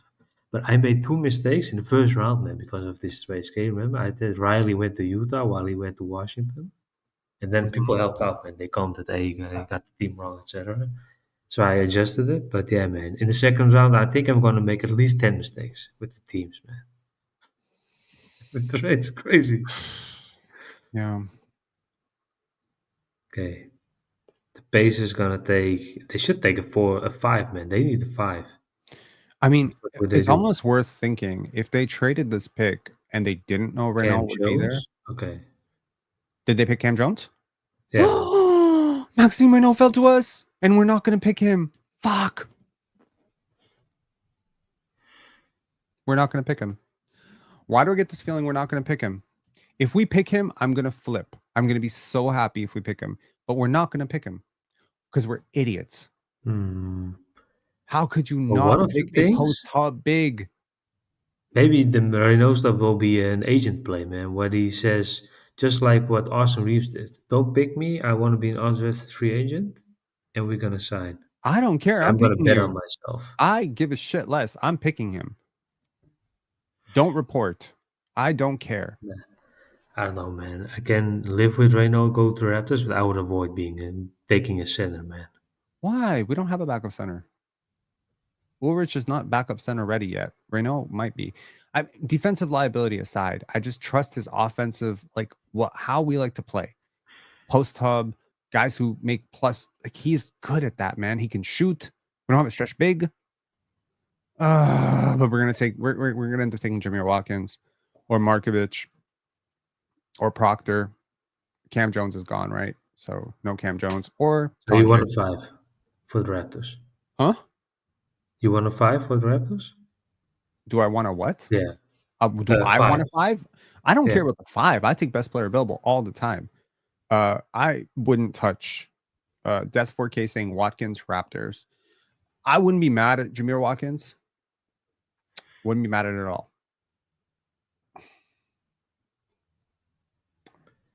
If I'm looking at my own board, I had Maxime Raynaud 16th. And I had Jamir Watkins 41st. But I had Markovic 33rd. So, obviously I would root for Markovic and Raynaud in this situation, but Watkins is not a bad pick. Just, I think the upside is a little bit limited. And I think you already have this sort of player. I don't know, how does it differentiate significantly from players you already have on your roster, like Ochai Agbaji, who's a better shooter, better player. I just don't see a role. I don't see why, but you have a chance to add, between Markovic and Raynaud, you don't have even Tui, those 3 guys. I could go as far as Roco Zakarski, John Tonch. You don't have these players on your team. Jamir Watkins doubles up, but leave it to the Raptors. They're gonna do what they're gonna do. But if we pick Maxime Raynaud here, you're gonna see me absolutely geek out. Okay, let me just pray. I'm rooting for you, man, that you get your guy, Raynaud. If they, let's say, they go for Tandre, I would understand it. Yeah, I would too. But whoever the guy's gonna be, he's not gonna play much. That's my thing. Unless it's, a center. Yeah. The Raptors don't listen to me. They only listen to Samson Folk.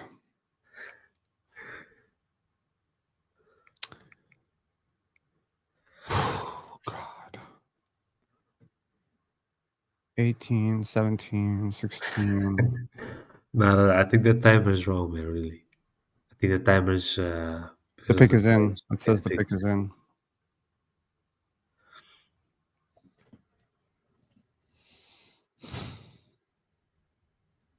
Okay. I mean, if we pick Kobe Bryant here, I'm gonna knock. I'm gonna freak. Don't do it, I man. don't think they should do that, man. I don't think they will. I think Tandre, Raynaud, 1A, 1B, maybe Markovic. I'm cool I with would be Jamir shocked if Watkins, it's not the name. another FSU guy. That's not the worst thing. Scotty's cool with him. Scotty knows him. That might be not the worst thing. We did a. Oh God, I'm nervous. I'm nervous. Oh. Come on, please, please, please, please, please, please, please, please, please, please, please. Man, I'm scared. I mean, shit, bro. We took a flyer on fucking Brendan Carlson last year. You know? Didn't he go to the Thunder, Carlson? Yeah, we cut him. Yeah.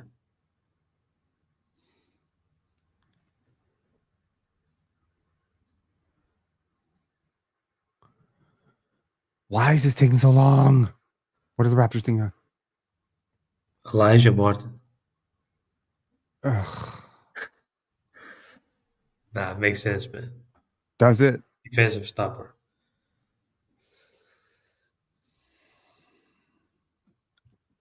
I think his game is more so, how do you say that, man?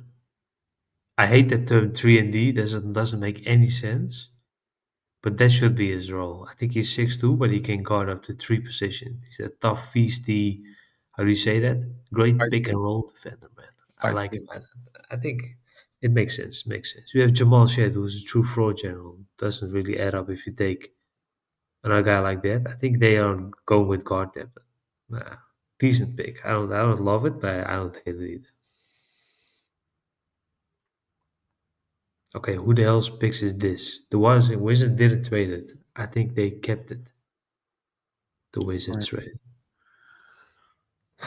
I think they'll go with Tui. If this is from really the Wizards, I think they should go with Tui, man. Yeah. Elite defender. They seem to value defense, man, in this draft. I don't Yeah. hate the pick. I don't hate the pick. I think it's gonna be, how do you say it? Despite them being a title champion, a national champion, this guy really did get that much love, and he went to the Final Four before. I think it was with Florida Atlantic. Mm-hmm. Yeah, I think he's got a good player, but yeah, I would go with something else. I think it's just when you take a 5-year senior like this, and they're not necessarily like the most competent on ball player, at least offensively. Like to me, like how do you differentiate between him and Tyrese Proctor? Defense, man. Proctor is on ball heavy, and let's say, Duke was not good when he was playing on the ball that much in his freshman and sophomore year. So you're just looking at this as a need of point of attack defense to replace Davion Mitchell. 100%, man. 100%. Like I understand that, but it's like this team is not winning a championship next year. So to me, right now, you have actual talent on the board in Markovic and Tui, potentially, and maybe people with a little bit higher upside is not like the worst thing in the But world. they But tend like, to go with defense, man, just to use 39 to fill a gap. Yeah, but that's not to swing for the lazy. It's fences. so fucking lazy. There are guys in the G League right now who are on ball stoppers. Like, if we cared about this player type so much, why not just keep Davion Mitchell? Why trade him? Why use the 39th pick to replace him? It's like very similar. He's not a great shooter, right? Like, he's okay. He's an Maybe they okay. were afraid to pay him because Davion would demand the contract, No, and that's this fair. guy's going to That's fair. sign From 2 years from of what, 2 million? right. You're right because from a roster building perspective, this is a cheap Davion replacement. Yeah. But at the same time, like I got to look up his wingspan and shit. Like I I don't I don't like this. Like it seems like okay. So here's my beef. I think in both situations, you took guys who had slightly lower upsides than guys who were available on the court. Now, you took high floor players. Elijah Martin's going to be an NBA player, no doubt. But he's going to be an NBA player. How good Yeah. an NBA player? Third string point guard, second string point guard. That's the limit. Is he going to be a starting point guard? Nah, No. he might be Chris Dunn, something like that. Chris Dunn is playing meaningful minutes, but I think that's a That fair would be comparison for him. the highest Chris Dunn, earned outcome. He's a better shooter than Chris Dunn, in yeah, fairness. because Chris Dunn can't really shoot, and he proved that in the playoffs. I don't know, I Right. like him, man. The more I think about it, the more it makes sense. He has decent shooting priors. He just didn't shoot it that well this year. Obviously, winning a national championship, playing in the backcourt with another really great player. The Raptors value winning. I think they're making that known to everybody. Like, hey, we want winners. We want guys who are going to come in and change the culture and all that stuff. But I'm looking at the back end of your roster. I'm looking at moves that you've made for Ochai Agbaji, and now you previously had Davion Mitchell, who was Yeah, a winner.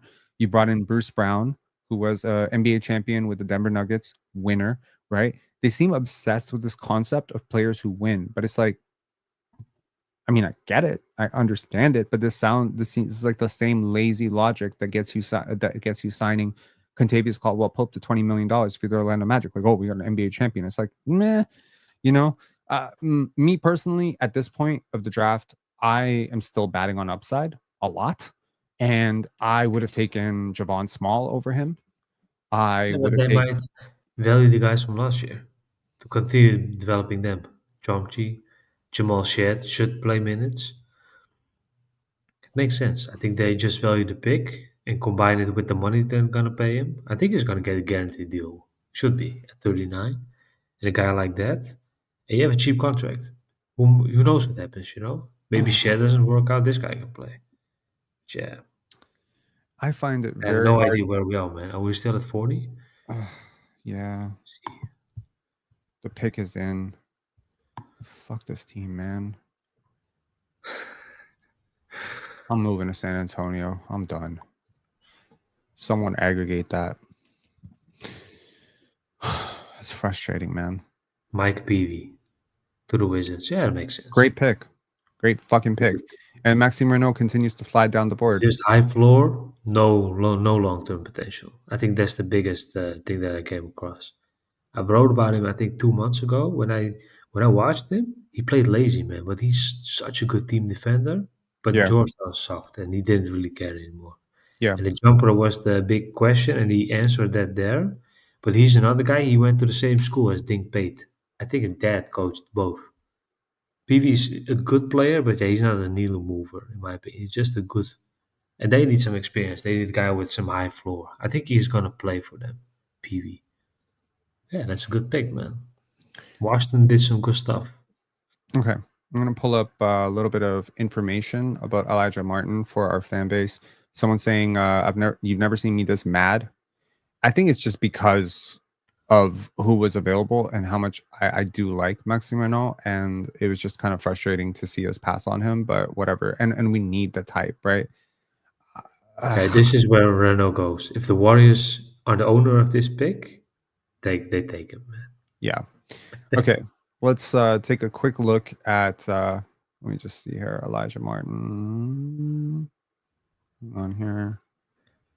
Where are we at? Cam Jones. If you value physicality, I think Elijah Martin is built strongly and with this thick frame, but he's not big. Yeah. tall. So he's physical, very tough, dual sport athlete. I have my notes up about him, so I just want to share my notes on him.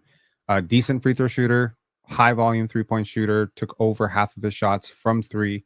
So you're having a guy who's comfortable, taking those shots. So he played on a really deep team. Obviously, last year won a national championship. Really huge part of that, really huge defensive part of that. And I remember watching him and thinking, this guy's going to be an NBA pro. Super athlete, right? Like very athletic, like just insane. 6 foot, I don't know what's this was, 6'7" wingspan, right? That's very good, right? Super hard nosed, good on the ball defender, very tough. I think I mentioned he played football growing up. Did I mention that? I did, right? Dual sport athlete. So I don't know, yeah, man, but it makes sense with the way he's built. for sure. And yeah, like so in terms of his cons, obviously 6'3" in shoes, right? I don't know if he's a pure point guard.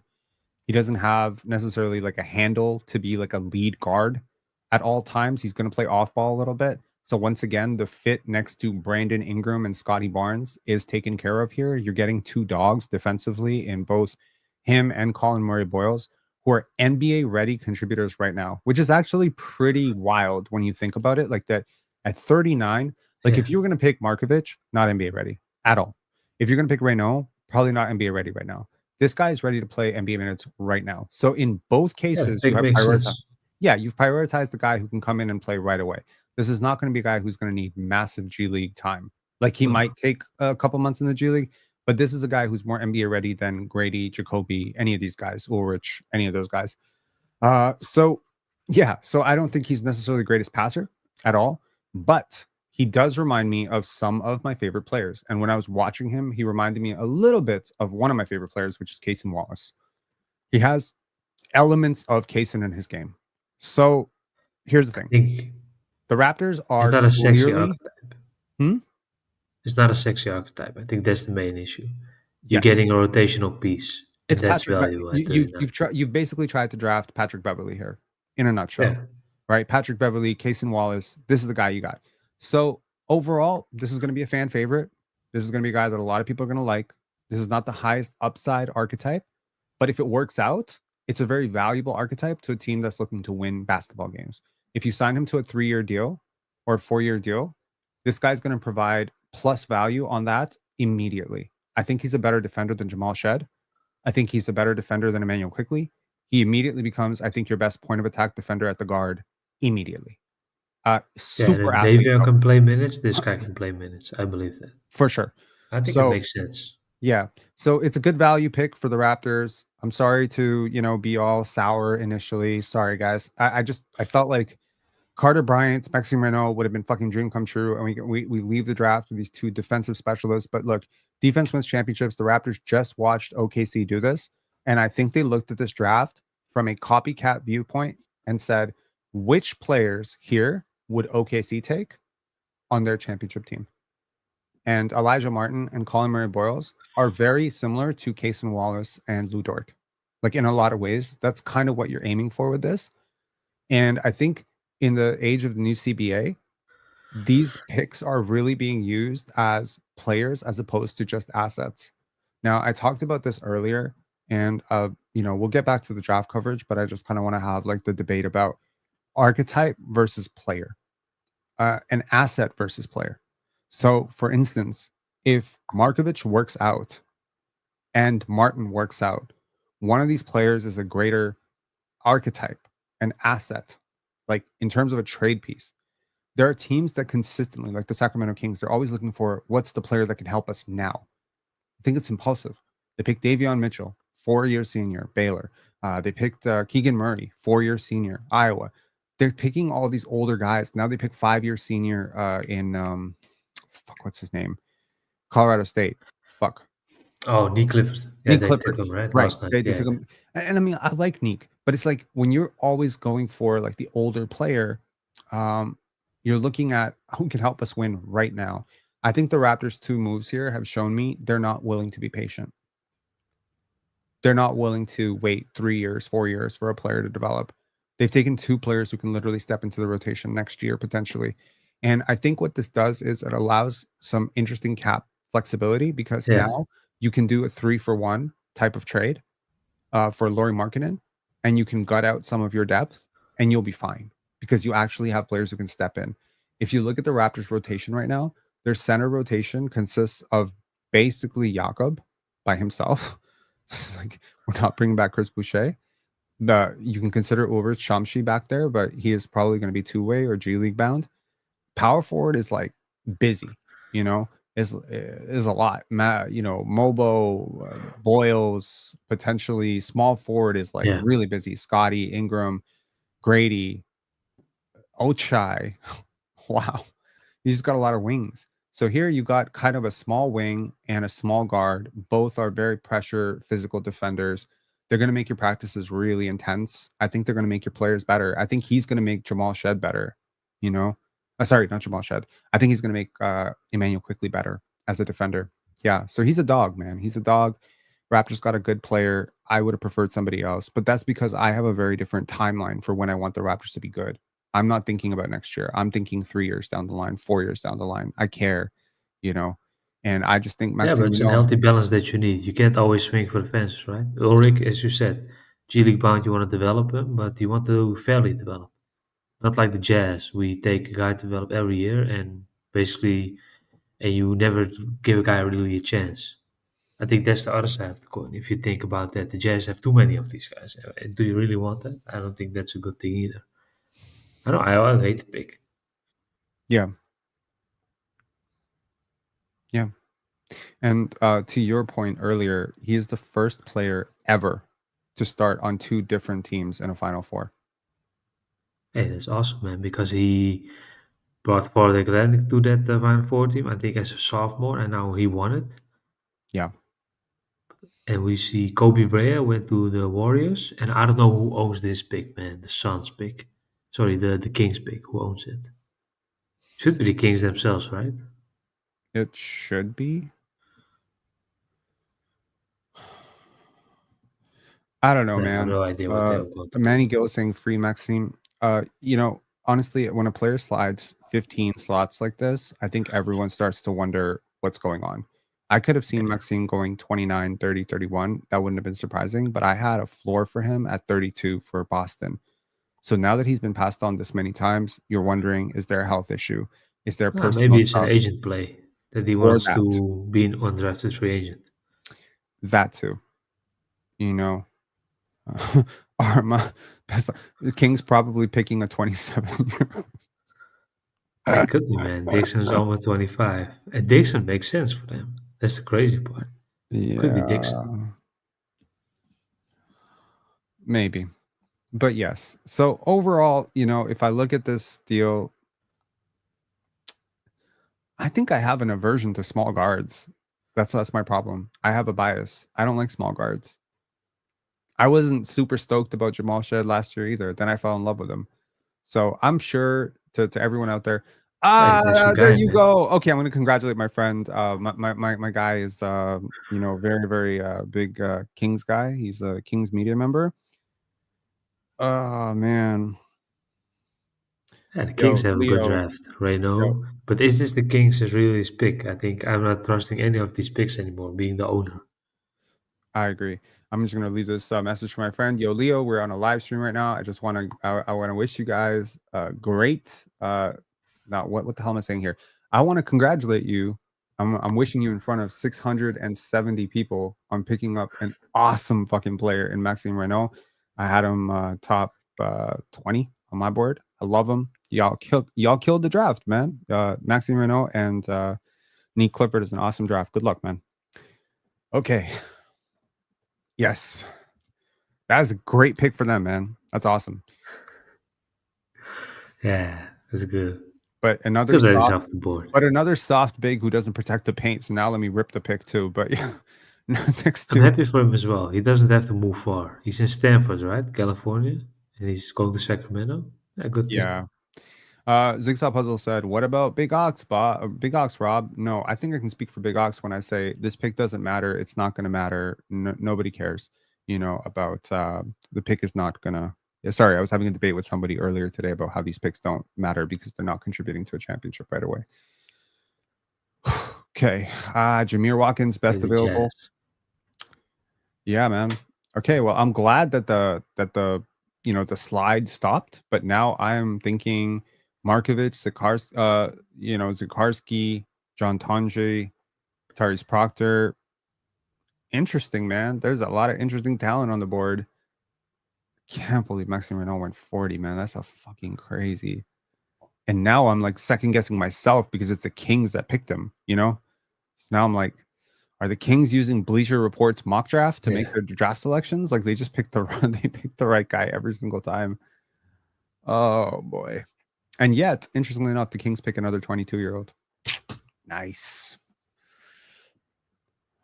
Man. I have no idea what the Jazz are doing, man. But I think they traded this pick. I'm not sure.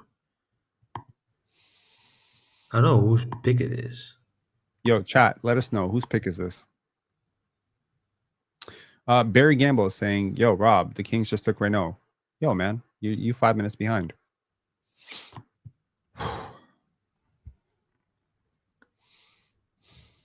Man, it would have been great to have a chess player in Toronto, man. That would have been dope. I don't think any of our players play chess. He would have gotten them on chess, and then he would have improved their basketball IQ through the chess. He would have gotten Scotty hooked to chess. Scotty's a smart guy. I've been saying all along that I think there are two geniuses in this draft, Colin Murray-Boyles and Maxime Raynaud.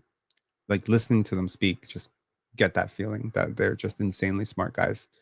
So too bad, man, that you didn't get both. Elijah Martin is solid. I think you should be happy with him. I think you kind of are, but yeah. No, I mean, look, my initial reaction is probably going to get taken out of context. My feelings about it are simply, it's not Maxime, so I'm pissed. But Elijah is a really good player. And again, thinking back to my memories of him as I was scouting him throughout the year, I just kept thinking 100% NBA player, 100% NBA player.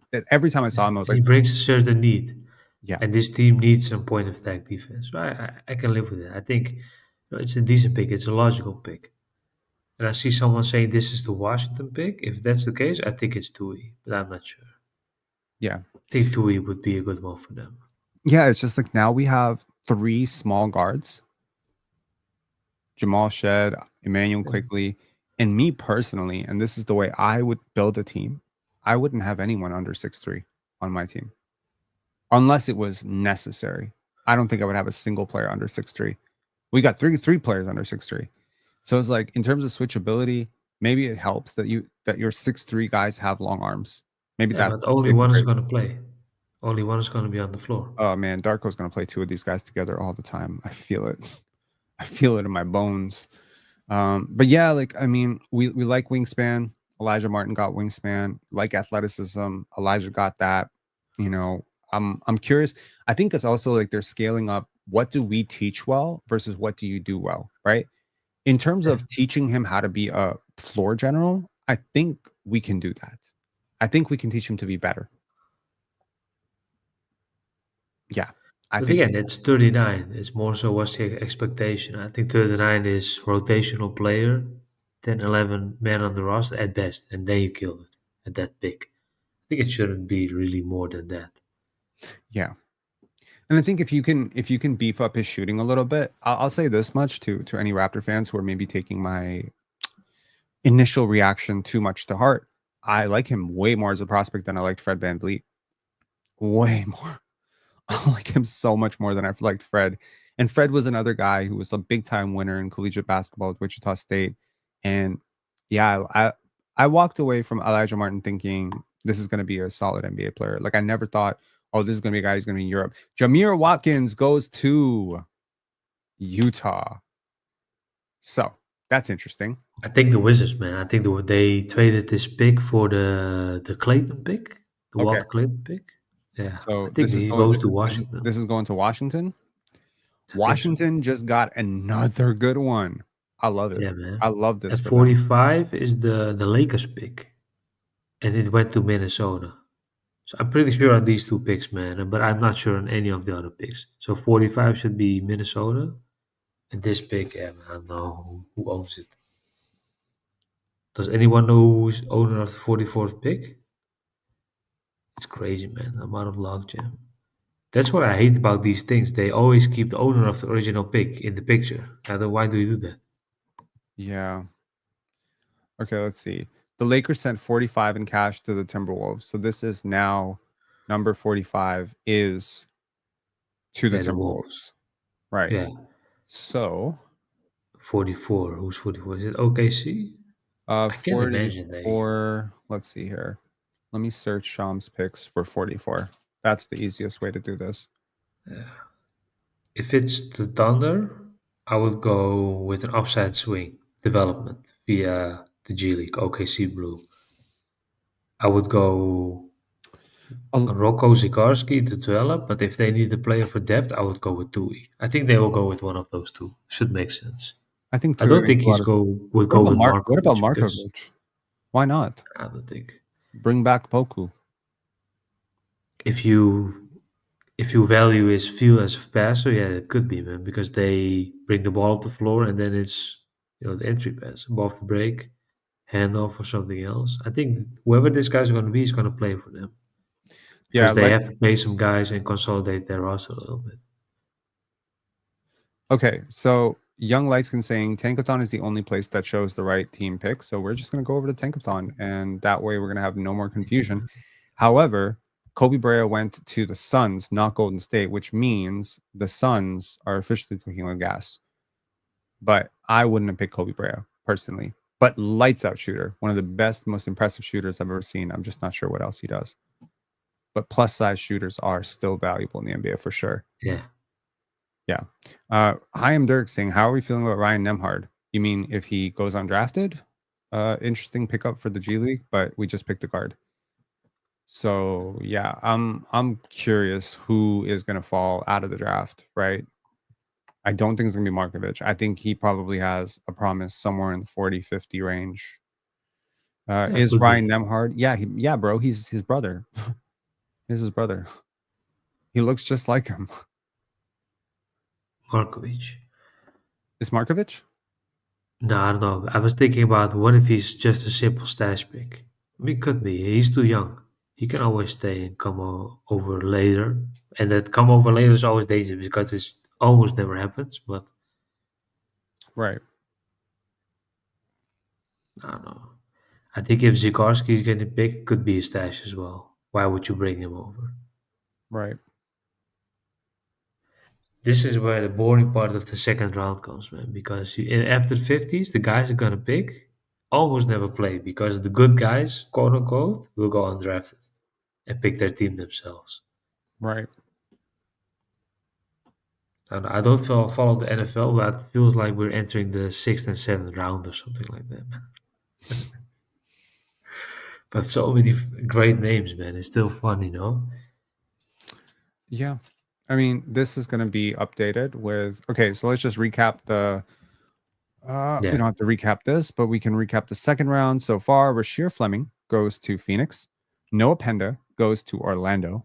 Great pick.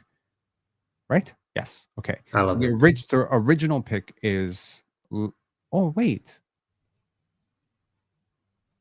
Yes. Yes. No, this is correct, man. I see everything.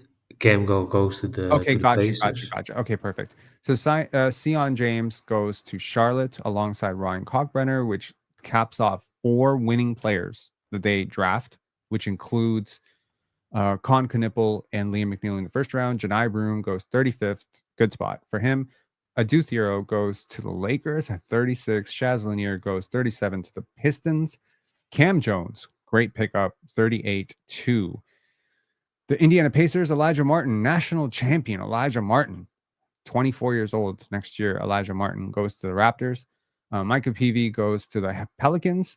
Kobe Bryant goes to the Suns. And Maxime Raynaud goes 42nd to the Kings. To the Kings. Unbelievable. Okay. Do they automatically Can you go a little bit below at 43? I think it literally showed the team share. That's a great placement. It doesn't go further than that. No, sorry. So yeah. So I don't think it's going to automatically refresh. I think I have to actually refresh as it goes. Yeah. let's see here.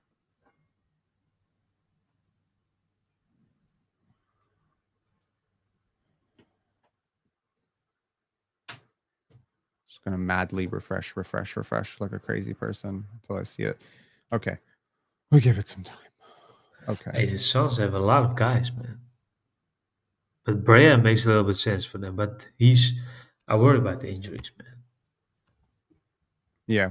That's a dangerous thing.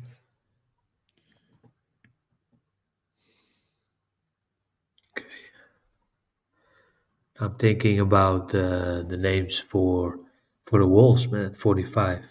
I think they will go with not a center anymore, but they Mhm. should go with some shooting depth, if that makes sense. I think you spoke to it earlier as well. Okay, wait, what's happening? Jamir Oh, I think this Watkins already all went. did happened. Yeah, Jamir Watkins already went. What the hell? So the next selection is made. What? Nah, I think it's an old page still already. My bad. Okay. 45. Okay, who's 44? 44 is picked.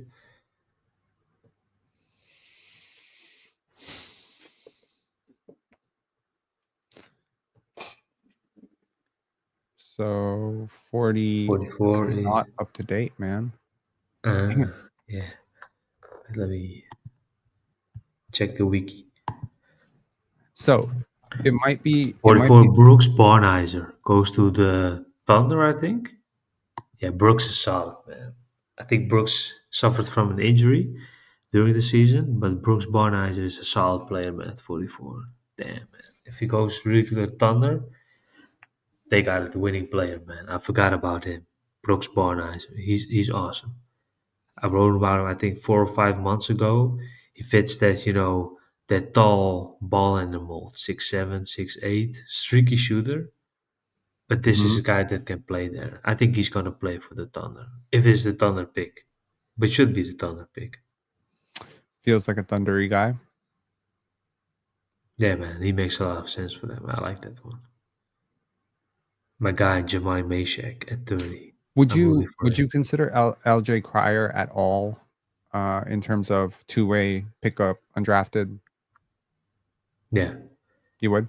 he's that traditional, that gunner, man. That high volume scorer, and at Houston, when he went over from Baylor, he immediately seamlessly fitted into that system. I don't know. I think LJ is a great player, but he's more so how much does the role in college adapt to the NBA help him? So that's a big question mark. Mm-hmm. He's not going to shoot 10 threes in the NBA. That's crazy. But he could have to shot 8 in college or something. But I think that's the dangerous part. Yeah. So Tankathon has just stopped updating their site. It's weird. They stopped at 42.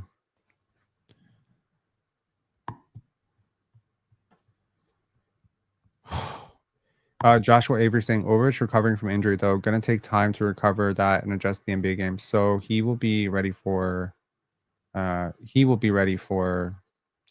whatchamacallit, Summer League. He's good to go. Hey, Tandre is still on the board. That shocks me, man. Yeah. If I were the Wolves, this is the pick, Tandre. Yeah.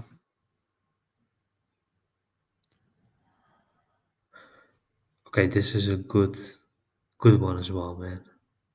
This shows the And team as well. Traded to Washington from Atlanta. This one's solid as well. which one? Okay, 45 is Roco Zakarski. Oh This page, shit. it's picked. Okay, the Bulls took a center. That's a good one for them. But it's traded to Minnesota. Okay, And Minnesota have now two I'm seeing it. centers. I'm seeing it on my Drafted. end too. Traded to Minnesota from Atlanta, traded to And this Washington is a like good that. page, man. The Okay, Kobe Brad traded to Phoenix. cool. This makes a lot of things clear. Okay, nice. Okay, that's good. Okay, so let's talk 46 is about Orlando. Brooke from Brooks Northwestern. is solid, Brooks man. I Northwestern. like him a lot. I didn't watch a single game of him this year. I can't believe I missed him, but I didn't watch him.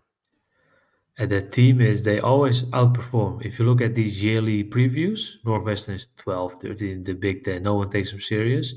2 years ago, they were in the tournament. This year, they had a lot of this They don't have a good roster outside of him and Martinelli, Okay. but they were decent, but they were not good enough to go to the tournament.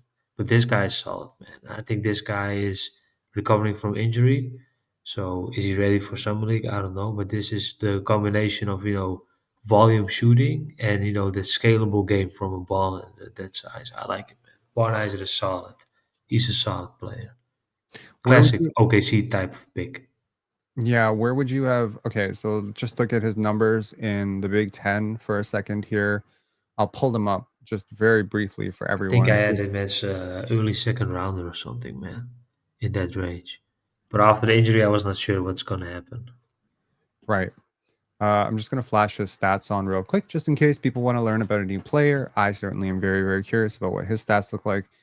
So again, there was a progression here. The points per game went up every single year. Yeah. There was a pretty decent free throw shooter at 38%, 46% from two, 26.6% from three on low volume. Yeah, and he Not great. played 37 minutes a game. That's crazy, man. Look at that. Yeah. I mean, that's terribly low volume in terms of that. So what's the appeal here? Because again, I haven't watched him play. I just want to throw that out there. I'm seeing a poor 3-point shooter. Is he super athletic? What's the catch? Not that much. I think he's more of that the classic case of him. His role was too big for what he should do, of Okay. scaling down. I think that's more of the idea with him. So I he's a like him a crazy lot. good rebounder. That is Yeah, there. And classic 3, 2, 3, 3-point. 4. I think he's not strong enough to be a 4 by far. So it should be a 2 for OKC. What they will do. Okay. I mean, this is interesting. I did not have him top 70 on my board, so I didn't scout him because I didn't think it was Hey, relevant. Amari But went to Boston, man. Look at that. Amari that Williams. is a great pickup for them. I really like Amari Yeah. Williams a lot, actually. And he played soccer, which matters to me for some reason with bigs. And what I like about Boston is how they use Rob Williams as a passer, man. Not the Williams stuff, but I think that's the type of thing that they might try with Amari. Yeah, Because if they look at their five, they don't have that hub anymore that Rob Williams was. right. When who did they face in the finals back then? Was it? I don't know, who was it, man? Hmm? I think 3 years ago they lost to the Warriors. I think it was the Warriors finals with Yeah. Rob Williams, right? Mm-hmm. I remember he was always, use this. I don't know Rob which Williams play it reminds you of was, but Amari Williams? no, I think he's gonna play similarly like Rob Williams did for them. Hmm. More of that. I think Rob was more used as a passer when he was at Boston in Right. that particular run in the finals. But this is Yeah. a home run pick, man. Damn. Yeah, it's a good pick. I would have been cool with him being, the Raptors pick because we kind of Yeah, have this need for I this guy. forgot But about him, man. I think maybe the Raptors are looking at guys and they're just saying, look, if we really want a 7-footer who can rim run, there's like 50 of those guys in the G League that we could take a flyer Yeah. on, right? Why These would you guys draft him? this guy exists, right, in the G League. And also Ulrich, they might really believe in him too, right? Because they haven't overlapped. They haven't overlapped his position at all in this draft. Like taking a center adds a player in front of him in the draft cycle. If you take Ryan Kaulkbrenner, Maxime Raynaud, even Amari Williams, those are players that are ahead of him in the rotation right away. I think maybe the Raptors take a wait and see approach with the summer league, see how well Ulrich is playing, see if maybe, just maybe, because I heard this thing from his trainer last year that he has just this incredible aptitude for learning, and he grew so much last year.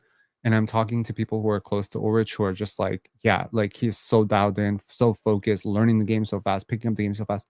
He's like legit athlete.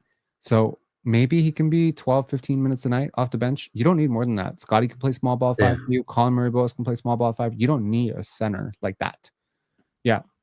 that makes sense. And it shows that it's good, that the Raptors are committed to him. And they Yeah. can develop him in the G League. And if I were him, I would go away from the Raptors, man. This is what the guy dreams of a developmental place like that. Yeah. Okay. I'm gonna That's pull up 47. What's the idea? I'm gonna pull up an Bucks. Elijah Martin video interview and see if we can get a little feel of his pre-draft process and who he is. Hang on. He did an interview with No Ceilings 3 weeks ago. I do remember watching that, but let's just see where he's at. I do think people are going to like him a lot, man. They're going to like him a lot. I think this is a Toronto type of guy. I get it. I get it. Okay. He was just not a very loud person during his pre-draft process. Jeez. Where are we at?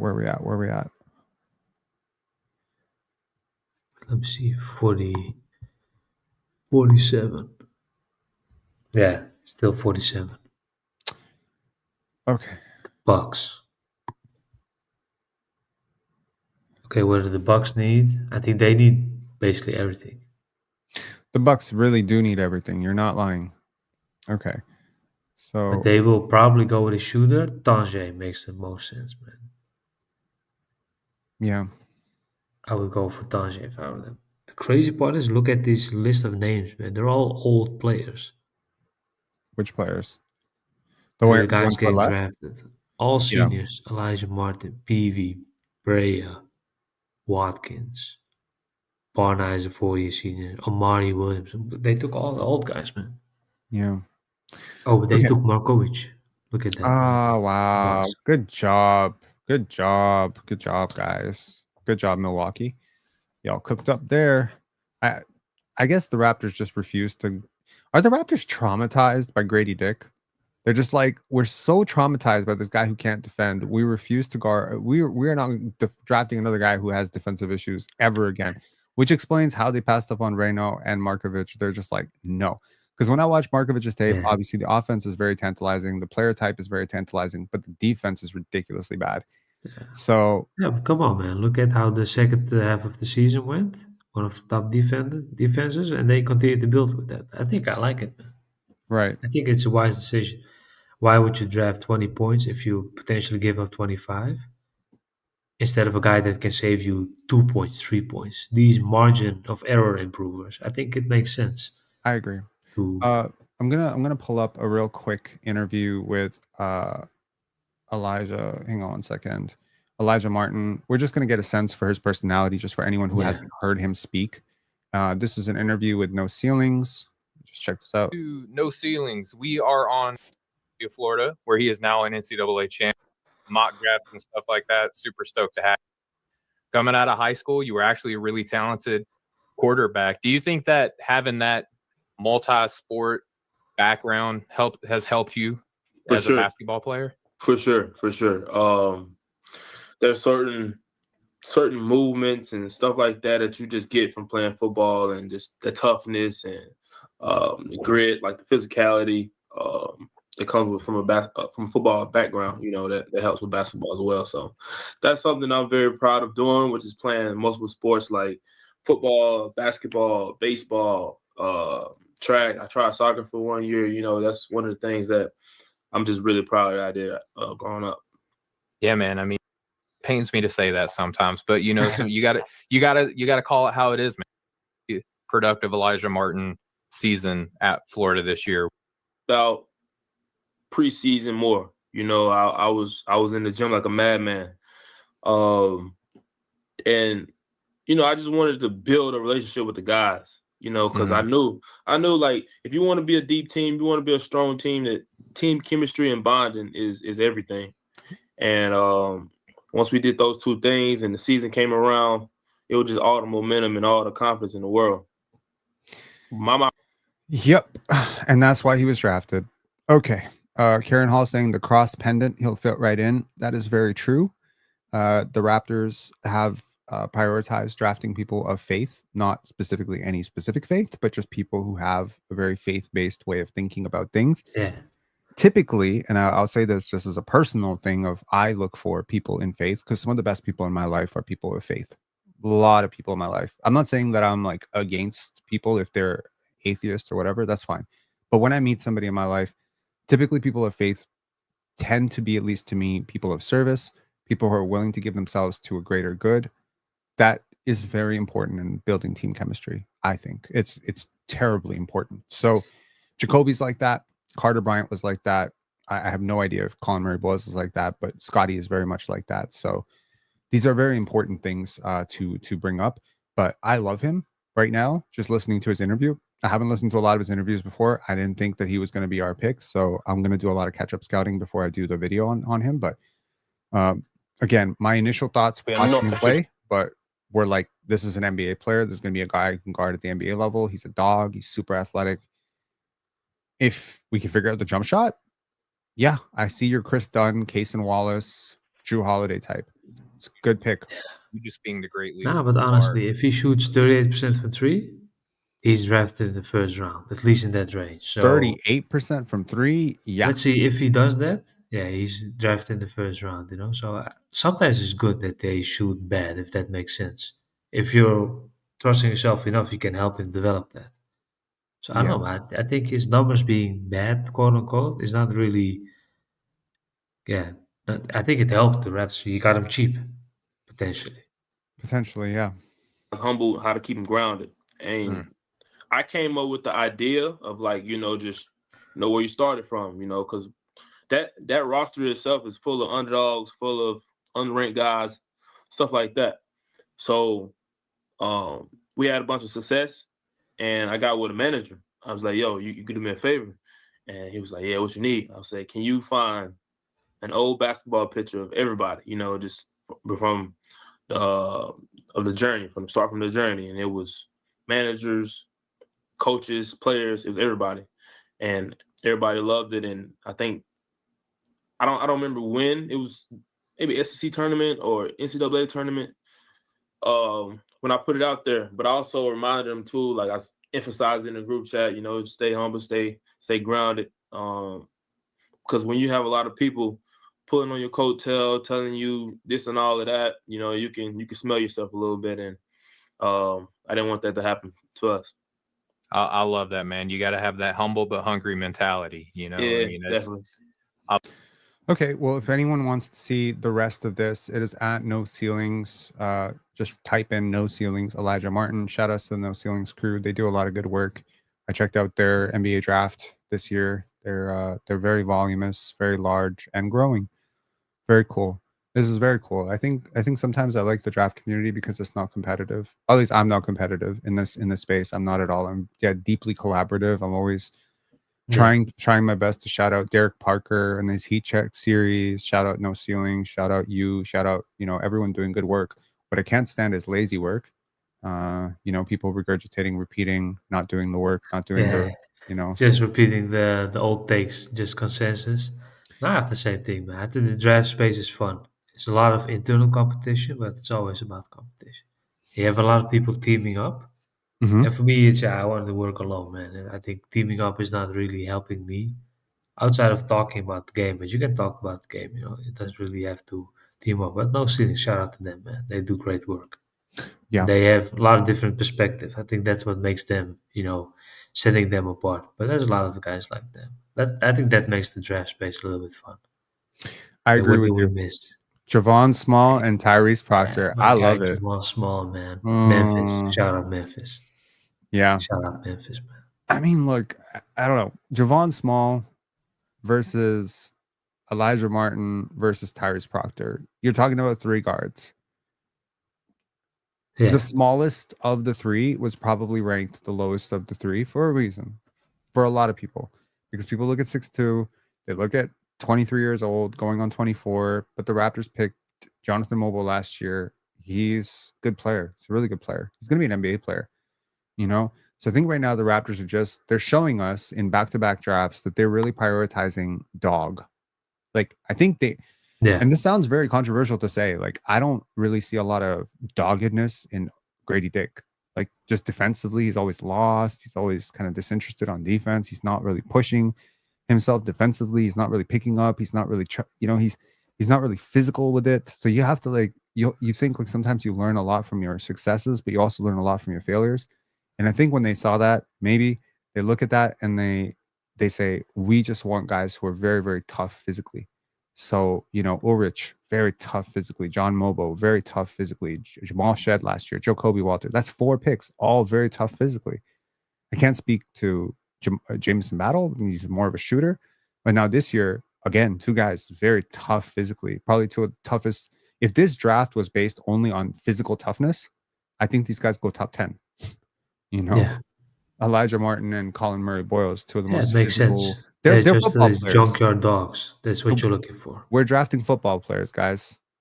We're really that's what it is. These two, like there's always a debate about whether football players could play basketball or basketball players could play football, and Yeah. which of that I've two seen could it a couple happen. of times.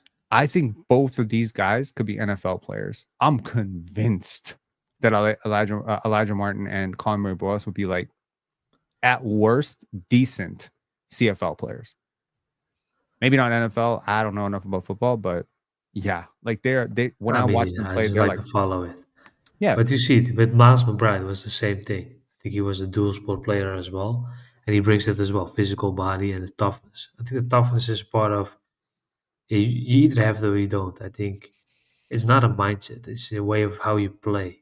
And some of right. these guys don't have to be tough because they're naturally so good.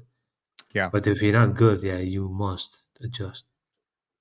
By the way, man, number 50, my quote unquote Knicks. I don't know. I hope they go with Dink Pate. Dink is still on the board. It's crazy, man. I think he might go undrafted. I'm getting that feeling. I kind of had him going 54, 55 range, but this was where we picked Hansen Yang in our draft. What did we know? Nothing, apparently. We're idiots, all of us. It makes sense, man. The Knicks need a center. Need some depth center. I just I was want to be talking clear. on the Nick I was pod the this guy. week, and we only spoke about centers, about Yeah. guys that picked Amari. I picked Amari for them Huh. at 50, or Dylan Cardwell from Auburn. So, yeah, with Cardwell, yeah, it could be Cardwell. I don't know. I just think it's funny, but I just want to be clear. I am the guy, dear Chinese followers, that stopped the slide of Hansen Yang on our mock draft. I stopped it at 50. Y'all just kept letting him fall. Fucking Ciro saying like I wouldn't touch him until the second round. What did any of us know that he was going to be first round pick? I was on the same thing, man. I didn't even have him drafted, on my team, and I wouldn't take him either. Would you have taken Mackenzie Mbako in this draft? I liked him. I think if he went to Duke, if he stayed committed to Duke, his career would be all different, man. Because they brought a guy back and he was forced to leave, went to Indiana, and Indiana was a horrible spot for him, man, because they played with these two bigs and they didn't really space the floor, and Mbako should have been a shooter, so they take Kobe Sanders. The man. Knicks, yes, sir. I'm so happy. Yeah, yes, it's a big win. Okay, I like this pick for them. That's a solid pick, man. I like this pick for New York. This is great. Okay, so 48, 49, 50. I agree. I literally agree with all five of the last picks. These are great picks. Roco Zakarski, TBD. I don't know. 51. It could be great. 51 is going to be a shooter, man. I think if you look at the Clippers, they need a shooter next to Harden. Yeah. And Dunn was not really successful. I think they will go also for a guard, which is crazy. Guard. Yeah. But I'm surprised Tandre is still available, man. What's happening? I feel like, I'm probably going to feel very differently about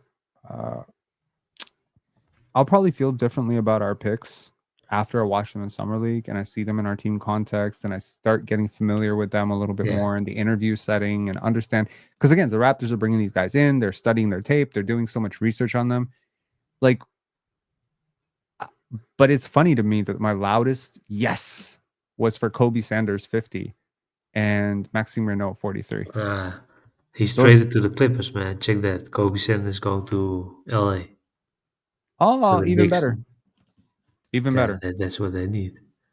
Damn. Happy for him, man. Clippers cooked. All right. So the Clippers picked Yannick at 30 and they picked Kobe Sanders. Smart GM. And they pick again now at 51. Oh, shit. They're doing back-to-back? Oh, that's good. Who's the best player available for them? Let's see. Best available is Alex Tui. John Tandre and Dixon. Yeah, they could go Dixon. Vlad Golden. Okay. Dink Pate. Hunter Salas. Ryan Nembhard? They're not going to go with Ryan Nembhard. Unfortunately, the dude is going to I go think they will go undrafted. with Dixon. How tall would Ryan Nembhard have had to be to get drafted? Like 6'1", 6'2"? He's 5'11". Yeah, 6'2", 6'3". I don't know, man. With guys like Nembhard, you're getting a one-dimensional player, if that makes sense. Because whatever he does, he's going to give away points on defense. It's unfair. Otherwise, guys like Zakai Ziegler, for example, for Tennessee, would be NBA players Yeah, in a fair world, in a game of 20, 30 years ago. right. I don't think there's any chance that Caleb Love is getting drafted, and that sucks. Caleb's a really good kid. He's a really good kid, and Max Shulga is not going to get drafted. Dylan Probably. Cardwell. Is not going to get drafted. RJ Lewis is not getting drafted. RJ Davis is not getting drafted. There's a lot of And RJ talent. Lewis could have gone back to school. Crazy, man. Then he went for it. Yeah. There's going to be some two-way spots open, you know, for sure. I'm calling if Dink Pay. Sometimes it's an agent play as well. I don't want my guy to go to Team X, so we go undrafted. I agree. Okay, the pick is in. Okay. The Clippers, what do? Man, these trades are so confusing, man. Who says that they don't trade this pick again?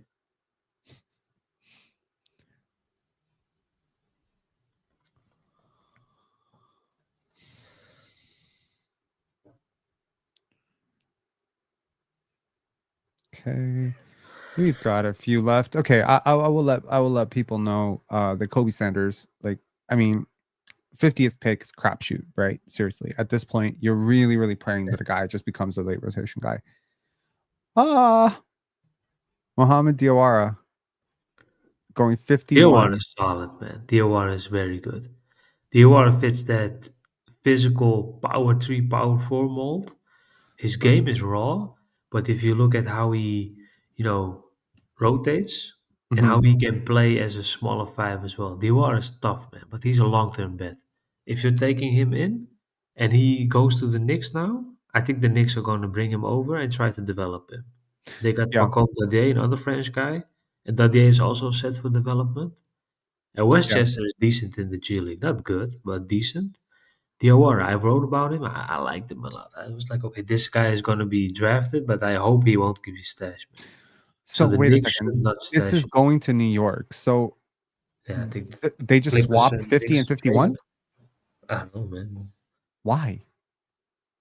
Maybe some cash or a fake pick. Second round, top 58 protected, something like that. Oh yeah, and if it doesn't convert, then it turns into a second rounder, top 59 protected next year. Okay. And then if it doesn't convert, then it turns into $2 sent in the mail to you and a photocopier. We'll never forget. It was Kyle. Yeah, it was Kyle. What's his name? Shooter Carver traded for a photocopier. Do you remember that? Really? Yeah. No. So he was traded for the money, and then the money was used by the club. I think it was the Nets to get a photocopier. That's crazy. That's crazy, man. It was I just want to be clear. It was a very good photocopier, though. Just so we're clear. Yeah, it should be, man. It was worth Kaulkbrenner. Kaulkbrenner is a GM right now somewhere, right? Or an assistant GM? Yeah, he's an executive now. Okay, so in terms again, of man, look at that. The Suns are on the clock again. Yeah, what are they trying to do? You know what they're trying to do? They're trying to rehab their reputation with their fan base. They're gonna sell tickets this way. It's like, yeah, we traded Kevin Durant.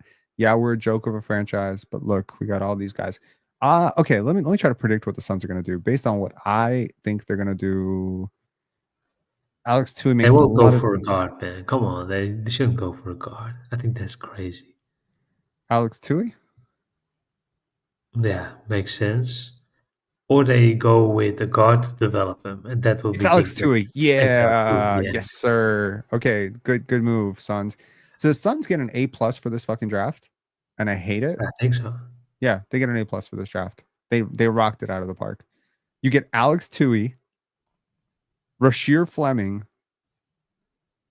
and fucking Kaman Malawaj. Like, you Yeah, whoa. Whoa. Who else? Did they get someone else as Got well? Kobe Bryant as well. Yeah, that's the only one that I'm kind of about. But whatever. If Kobe Bryant works out, you brought in 4 rookies. That's dope, man. That's dope. Legend of Experiment saying Elijah Martin is 6'1" barefoot. Is that true? Let me look at his draft combine measurements. Well, let me check. I have the page in front of me. Elijah Martin is 6'1.5", height without shoes. So that's 6'2.5" in shoes. And he has a plus 6-inch wingspan. This is solid, man. Plus 6-inch. Yeah, that's fine.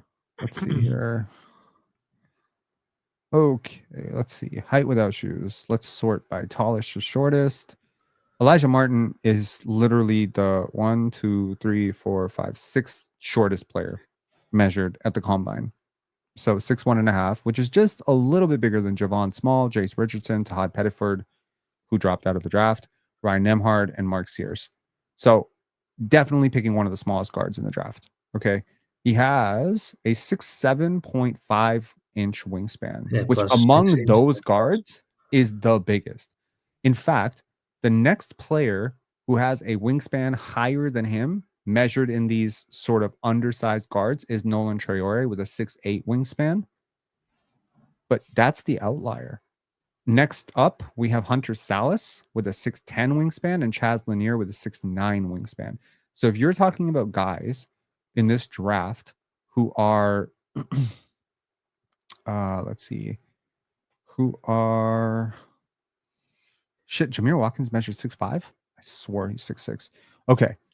So, I mean, again, John Tandre, big wingspan. How's he not picked yet? That's surprising. Maybe he wants to go undrafted. That's I true. think after 50, the guys that are getting picked are maybe worse options than what the teams can get. Yeah. The draft is so contrary sometimes, man. Yeah. I do want to point something out. So number 3 pick, VJ Edgecombe, has a 6'7.5" wingspan. Yeah, Elijah Martin has as well. Exactly. Same wingspan as a 3. So I think he'll be able to guard multiple positions. He's super athletic. Like I don't know how else to put it. He's very athletic. I don't know his vertical test rule stuff here, but let me see here. Yeah. I'll look that up. I would be surprised. I've seen him throw down some hammers. Like just very explosive athlete. And you know, it's funny. I used to watch basketball games with my mom when she was alive, prior to when she was 20. When I was 20, when she was still alive. And sometimes we would see like a really athletic guy, and her only understanding of basketball was, why can't we get one of those guys? We need to get one of those guys. You know, she sees Steve Francis dunk and she'd be like, why don't we have those guys? You know, we have this Damon Stoudemire guy. He can't dunk like this, you know?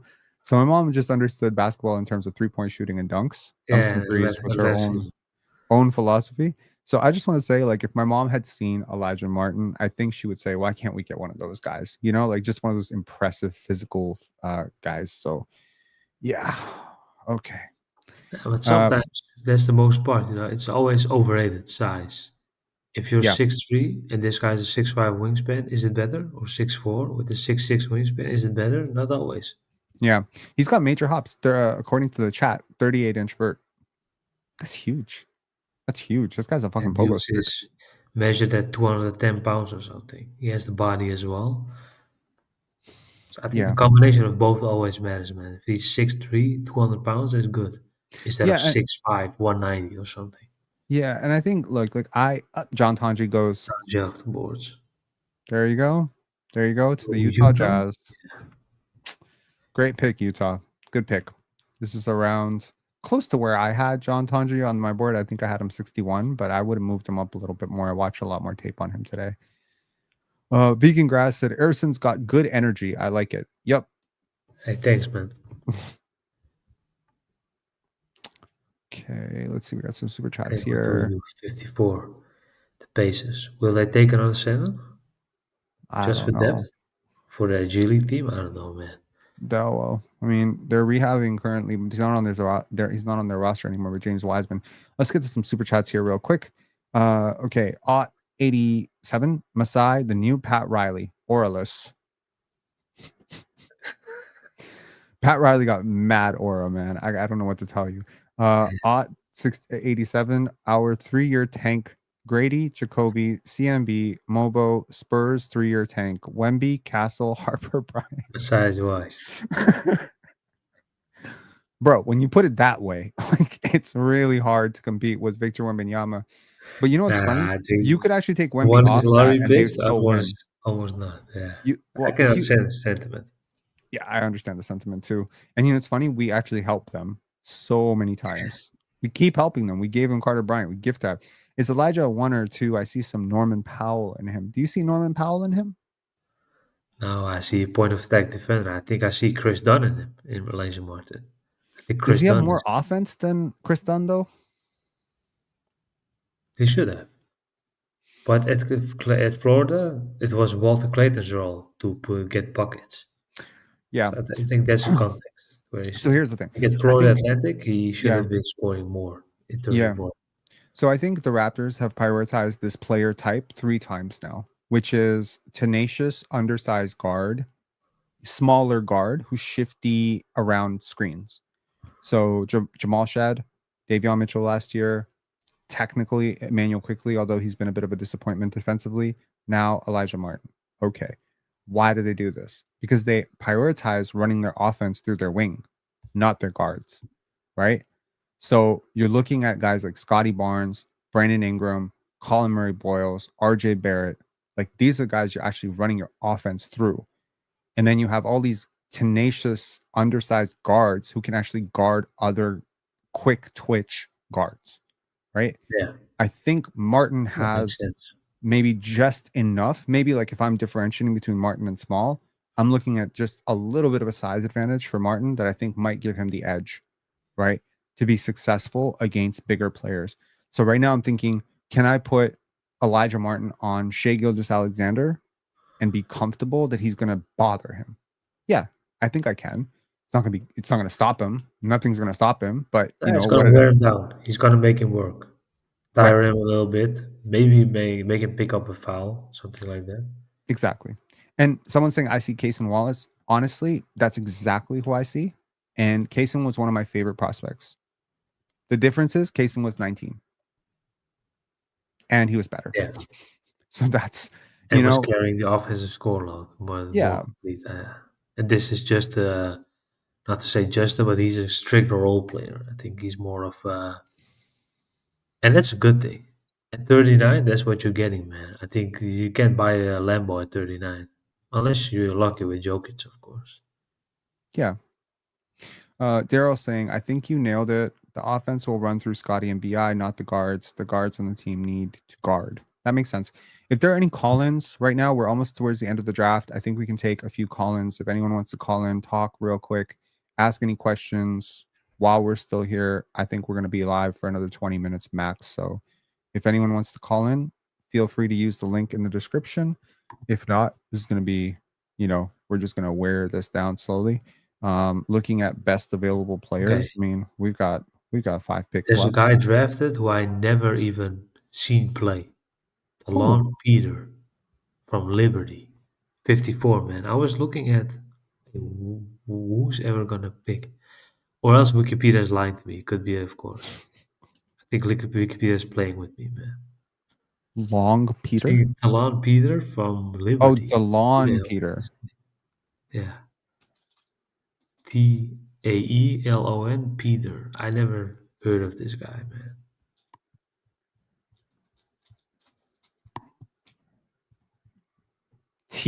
Taelon. Right? Yeah. Talon Peter. Okay, I don't know why you were saying. I thought you were saying Talon Peter. Oh no, not Talon. Well, he's a real person. Like he's a real player.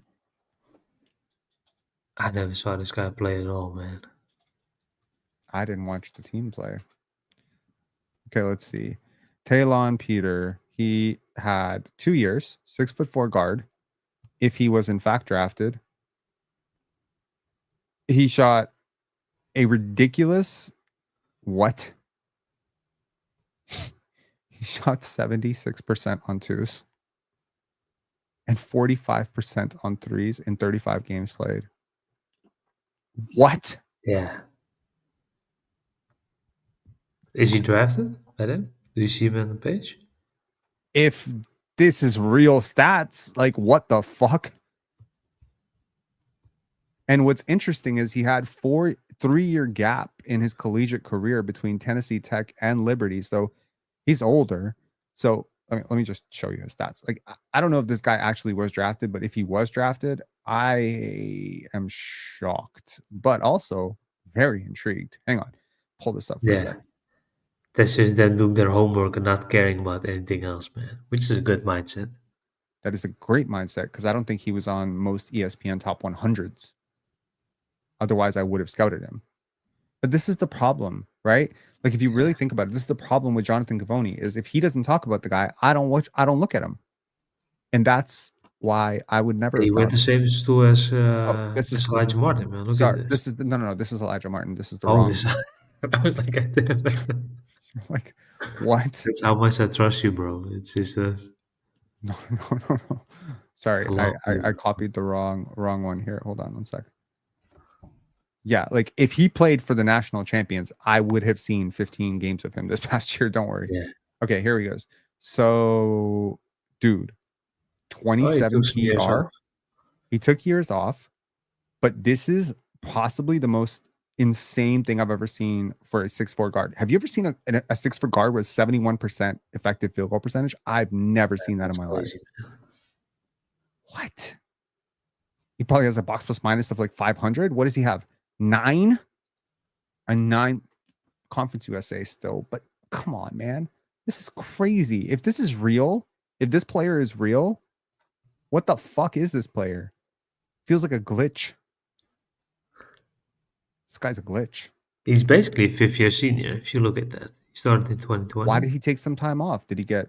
I mean, this is crazy. This is nuts. This is crazy. Who's saying video game numbers? Yeah, those are video game numbers, dude. Are you kidding me? And he came off the bench for them. Look at that. That's insane. That's insane. Like, he must be possibly one of the greatest shooters of all time. 21.7 shots per 48 and then 45% from 3. Bro, you just drafted Klay Thompson. Congratulations. Nah, man. These things happening is always a good thing. So that shows that consensus stuff is just not rubbish, but not written in stone, you know? I'm a fan of this. I'm going to dive into this. I'll tell you, man. 35 games. To play 35 games, even 800 minutes, which is not a lot of minutes, in fairness. That's not a lot of minutes at all. If this efficiency is even 75% accurate and not just the... He's basically the Indiana Pacers. He is the Indiana Pacers. Yeah. He's coming in and getting buckets, and then he moves on. Jeez. We got Michael. Michael, what's up, man? What's popping, Ersin? What's popping, Rob? How you guys doing, man? We're good. We're good. What are your thoughts on the draft so far, and what are your thoughts on the Raptors pick? What's up? Well, yeah, I was just looking at Elijah Martin. I was looking at some of the draft comps on Data Baller, and they kind of take like an aggregation of college stats and like compare it to the other guys who played college their last year. You can filter it by offense, defense, look at things like that. I saw actually, out of all people, Andrew Nembhard was one of the people that was comped to just purely defensively in college. So obviously, if that scaled up in that way, it's interesting. You mentioned guarding Shea and everything. I just kind of chuckled when I heard that. I love the dogged nature of him. It sounded like he was a really good guy, a glue guy that can go into there, get some really high energy minutes off the bench, and be able to be really serviceable in that way. And I also really like that good wingspan. I think that was a really good point. Now, what I wanted to ask you guys actually, and you guys can obviously might not have an answer for this immediately, but it could be a good little project for the both of you, whether it be writing or a video, is comparing and contrasting like when players specialize instead of specializing so much earlier at younger ages these days, and how obviously we see all these Achilles injuries. And one of the things I'm thinking is, you know, the wear and tear that basketball specifically has on specific joints, specific tendons, everything like that. And like, I'm looking at it, I'm like, is this like degradation over time from earlier specialization? And like, you look at other players that have played other sports, a multitude of sports, and then they specialize when they're 15 or 16 or even 14. Yeah. And like compare and contrast, what do you guys project as those things are indicating of what kind of players we have? It's a quick question for you. Okay, gotcha. So yeah, I'm not qualified to answer this question. You qualified to answer this question? No, No. Okay. no. I So think the only thing is context. It's all about team context. yeah. Prior to So that, it doesn't really matter that much. but I do know someone who's very qualified to answer this question, and I'm gonna hit him up and get an answer for you. But also, I think I know Jacoby's trainer really well, and we've been talking about all these injuries that are going on in the NBA draft, in the NBA finals and the NBA playoffs, and all of the misinformation around Achilles injuries and all that stuff. So I think Eric can put everybody to ease in terms of understanding why these injuries are happening at such a frequent level, and also probably give some preventative measures in terms of why, because that's literally what he does with his life all day, all night. I love people who are specialists. I love specialists. I love people who just devote their life to something. You know, Eric has devoted his life to training basketball players. So I'm not qualified to answer this question for you, Michael, but Eric definitely is. I'm going to get him on a call at some point on a show and let you know. I think that'll be some compelling content for sure. The last thought. I know I'm gonna jet right now and let you guys do your thing. Last thought is, what do you guys think about Elijah Martin in terms of comparing him to like maybe like a median would be like a Javon Carter, or like a ceiling would be more of like a Derrick Jones Jr. in a smaller guard frame with a vertical weapon who thrives in transition and kind of makes defensive plays at the point of attack with like scalable offensive value if his shot holds. I think like that's kind of what I'm seeing is like in that smaller body. And I love airplane mode. I thought that he had some fun times in Miami, and I'll let you guys answer that. And you guys have a good night. Good night, man. Thanks a lot for calling in. As always, appreciate you. Thoughts? Honestly, player comps is not really fair because Javon Carter, how good is he on his offense? And I believe in Elijah Martin's offense because one of the underrated stuff of his game is his toughness leads to him getting downhill, not on burst, Right. but on brute strength, on just Sure. recognizing angles and throwing in his body, attacking a player's chest. But is he going to do that in the NBA? Likely not. He's going to have to shoot efficiently, and maybe make some plays out of closeouts, but that's it, man. So it's always tough to contextualize these roles. I think his role is going to be fairly simple, but a vital one. Sure. Yeah. I mean, I think the value here is, I think maybe something underrated is organizational DNA. Bobby Webster talked about it yesterday, where this is funny. Elijah reminds me of a poor man's VJ Edgecombe. That's actually not that far off from athletically, at least. There's some comp there. Jacob Shen, what's up, man? Hey, what's up, man? Yeah, you hear me? Yeah, we hear you. What's up? Yeah, you might have mentioned this earlier, but I was thinking about how, like, in the first round, when everyone's eyes were on Kaman and Noah Sengay and even Carter Bryant, I was thinking how the fact that both Noah Sengay and Kaman were on the board when the Raptors selected and they deviated from what everyone's thinking, how much faith do you think Toronto has in Orridge? Because the only thing I could see them not selecting, aside from like them liking possibly liking someone else more, but the one main factor I can see them not selecting Kaman is that they have a lot of faith in Orridge and they don't want to cut into his development. I don't see it that way at all. Jacob, I know a lot of people think things this way, but the Raptors don't think about things this way. They don't think about positional overlap, which is why they drafted Colin Murray-Boyles despite having Scotty Barnes and Jonathan Mobo. Like, they give a shit less. They're looking for the best player. They're looking for players that have a path to play. But if they truly believed that Kaman was the next Joel Embiid or something like that, they would have picked him. But they obviously passed on him because they don't believe he's that. And the archetype of Kaman is very valuable for sure. But the Raptors know more about Kaman than any team in the league by far. They've scouted him since he was 15, 16 years old. The fact that they passed on him can either be, an indictment of the Raptors scouting department falling to shit and Patrick Mutombo and, Masai and these guys just not knowing. But these guys don't miss African prospects, bro. Like they usually don't. So Yeah, that's what I was thinking as well. you know, so and the idea of you're not going to draft come on because you already have Ulrich is crazy to me. If I ever found out that to be true, I would immediately petition for Masai to be fired. That's ridiculous thinking. You should never think that way. They can easily play together, very easily. It's not a problem. And Ulrich is actually more of a 4 anyway. He can play 5. He'll be a 5, but he can play 4 too. And you know, I don't think that's a problem at all. So yeah, thanks a lot for your question. Any final questions? I see what you think. Honestly, I guess it's kind of related to this, but there was a comment I saw about Kaman, people saying that he's a Mo Bamba clone. I kind of ignored it previously, but now that the Raptors kind of passed on him, I was starting to think about him. No, I think that's just racist. That's fair enough, yeah. Yeah. All right. Thanks, man. I mean, do you think he's Mo Bamba? Not at all, man.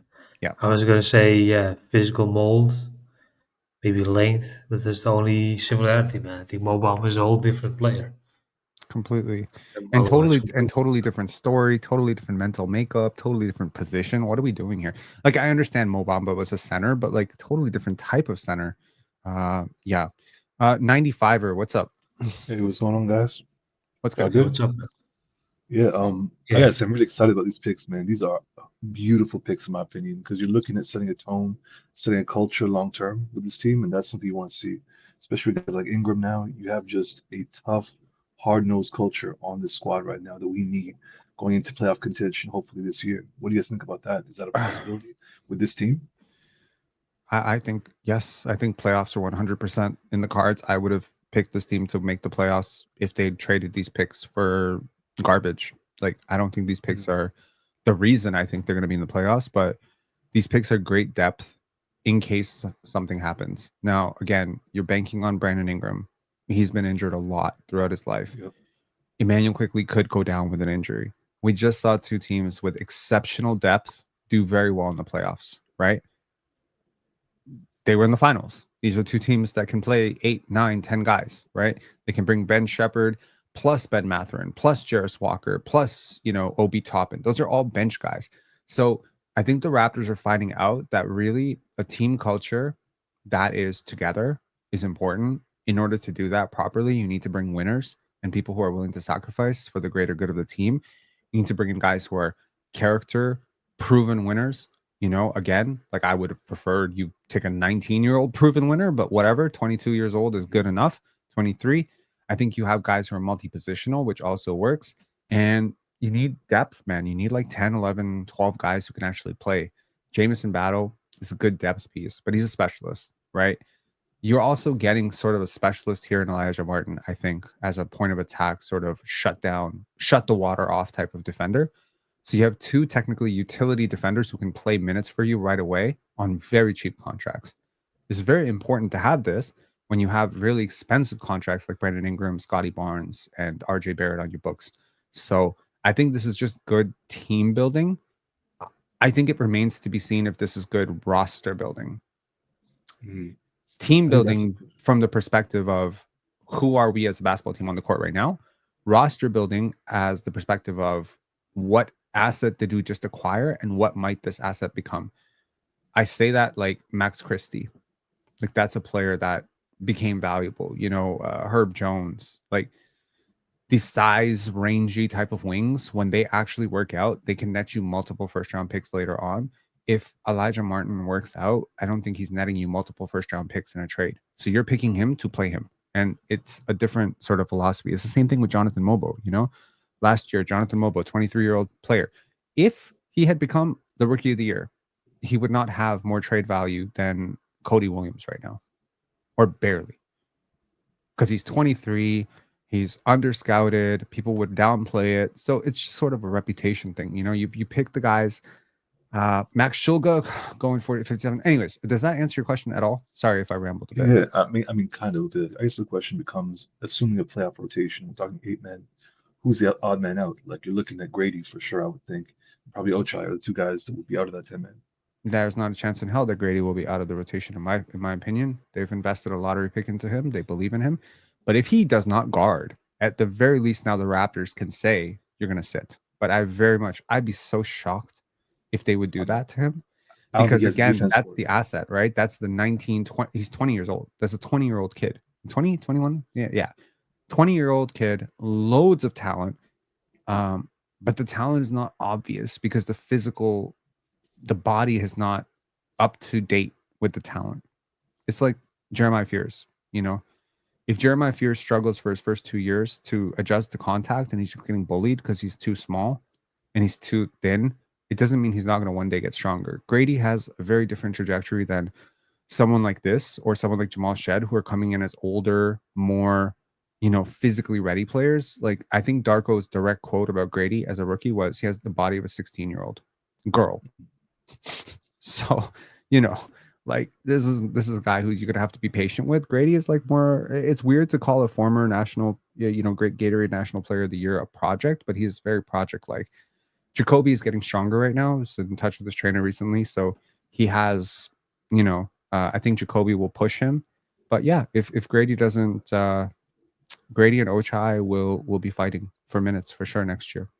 But maybe also we saw teams go deeper this year. We saw the Memphis Grizzlies, Golden State Warriors. They experimented with this. Mark Daigneault played 10, 11 guys. If you want to play this type of pressure, dig into the ball, 94 feet type of defense, you have to rotate, like heavy rotation, 10, 11. So yeah, that's what I'm thinking. Does that help? But do you see Grady as a culture fit with this team, assuming defense first, assuming the way all these guys are playing, passing. But maybe this is why you get all these defenders, so you can have a player who's not the greatest defender. As long as he and RJ are willing to participate, I don't see it's a big problem. I don't know. But yeah, any final questions, man? No, do you have a question? Do you have any questions for Ersin? Ersin, you were an absolute pleasure to have here, man. And I just want to know a bit more about you, where we can follow you, where we can get more information about your work. Great job, man. Thanks, man. For me, it's all about the Substack. I wrote about, I think, I have to double check, 240 articles in less than 3 years. It's all about the less coveted guys that mostly we're talking about in the second round. So if you want to follow my work, the Substack is the best source. So that's my Twitter handle, EDEMIRNBA.substack.com. Yeah, man. And right now I'm doing some good things on Google with the search results. And for me, yeah, it's right there as well, EDMIRNBA. And the Substack, it's always free as long as you want to. And I write about 2 articles a week. And I enjoy doing it, man. Right now I'm preparing for 2026 already. I was in my head thinking about, okay, how is next year going to be? Yeah. There's Dash Daniels FC stand up. Okay. I love Dash. Okay, so this is Ersin's here he is, and I'm going to show you his Substack just for anyone who's curious. So this is Ersin's Substack, and you can sign up to the mail letter. You can see like crazy volume of articles, writes good stuff, passion for the NBA draft, quick story. So yeah, like, loads of work. Definitely go give it a follow, go give it a share. We appreciate Ersin taking some time to do this with us. It definitely made our draft show a lot better. Okay. Thanks, man. I'm grateful. And we had a lot of fun, man. It was crazy. Absolutely. 2 days. Yeah, it was insane. We are almost done with the draft here. Where are we at? I think we have 2 names left. Hey, I double checked in between, but it stopped at 58, man, with the Cavs. So they might get a trade. Salou Nyang. Really? They took Niang? Ah, awesome, man. Niang is solid. A guy from Italy. I think he's he's African as well. Senegal. Great defender, man. Great defender. Yeah.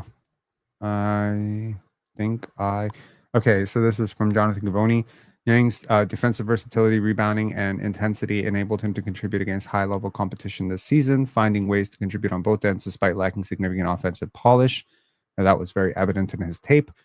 He'll likely have to find some type of shooting range to have any chance of playing a role in the NBA, but he has upside to be able to tap into based on the improvement he has shown the past 2 years. So, a 6'8" wing with long arms, you take that bet on basically upside. Okoro 2.0, poor man's Okoro, if you put it like that. I think they will approach it like that. Yeah. KP saying, does CMB have a route to start this year? If they trade RJ Barrett, yeah. Sure. Yeah. I think he's one of the first off the bench, right? I think should be 20, 25 minutes a game. I would play him major minutes. Like, I don't understand. Like yesterday, no, I do understand why. Our general manager Bob Webster came out and he was like, it's hard to get any rookie to contribute right away. I'm like, you kidding me? Colin Murray is NBA ready defender right now, out of the box. I know what an NBA defender looks like. He's an NBA defender, just like I knew Kaysen was an NBA defender right away. Just like I know, both of our picks are NBA defenders, like right away. They're gonna have some struggles, they're gonna make some mistakes, or whatever. By year end, they'll be NBA defenders. Just Jonathan Mobile was an NBA defender, good defender right away. RJ for Cam Johnson and Claxton. I think you are significantly overrating the value of RJ Barrett, man. Yeah, I was gonna say maybe Claxton for the first two names, but they're not playing on the same team. I don't know, man. I don't think teams want RJ. I didn't really understand why the Raptors accepted that trade with the Knicks. They should have added more picks, in my opinion, for Anunoby. Because RJ is not that valuable. Yeah, but he's become a lot better with the Raptors. And last year, they really developed his playmaking. So they've figured out everything with him except for his defense. If his defense and his three-point shooting can come out a little bit more, he's a totally complete player. But, point of attack, defensive upside aside, like if he could lock in, man, he would be one of my favorite players in the league. This made me happy, man. Jamai Mayshak, bro. Look at that. Goes to the Rockets. The Rockets don't got business, man. My guy, Mayshak. Wow. If you talk about defenders, this guy is the best perimeter defender in the class, man. My dude. But I kind of feel bad of the guys who are left off the board. Undrafted. Hunter Salas, undrafted. RJ Lewis, undrafted. Ryan Nemhard, undrafted. Vlad Golden, Eric Dixon. What? Almanza undrafted. Although that was maybe the expectation. Yeah. But this guy won MVP at almost every U tournament, man, and with FIBA, with Spain. It was crazy, man. Caleb Love, Bryce undrafted. Williams. Tamar Bates, undrafted. Yo, make some calls, Masai. If there's one player here, if you were running if you were general manager, I'll give you three players. You're inviting three players to your summer league. Who are the three players on this list? I'm inviting Chuck Hepburn. That's one. Okay. And can you scroll a little bit down? Yeah, I can. Although for some reason I can't. Chuck is the first one. Shit. He's crazy underrated, man, because I was expecting him to get something. So LJ Cryer is there. Jamil Telford, I'm bringing in. Jamil Telford I think he's Canadian from Butler. 6'6" wing. I think he has a 7'2" wingspan or something crazy like that. And the classic swingman type of guy. Jamil Telford. I like him. He's a solid player. And I would bring in Dylan Cardwell from Auburn. These three. But not Poulikitis? Yeah. I'm cooling off of the idea of Poulikitis as that one-dimensional type of shooter. Right. After we spoke about it, I was freshly off that article, so I was really hyped with consensus bias. But looking back, yeah, it could make sense. But the top three, I think I like Hepburn. I like Hepburn a lot in terms of that combo guard mold, but he's a terrific defender, man. I think, again, like I like to remind people, go look at the G League. Hey, look at the reactions, man. They signed Chucky Hepburn to a two-way. That's a great pickup, man. That's a great pickup. Was that who you were just saying? Yeah, the first name I mentioned. I had no idea that he was already signed. It's crazy. Hey, this is a solid player, man. This is a solid player. Just a two-way?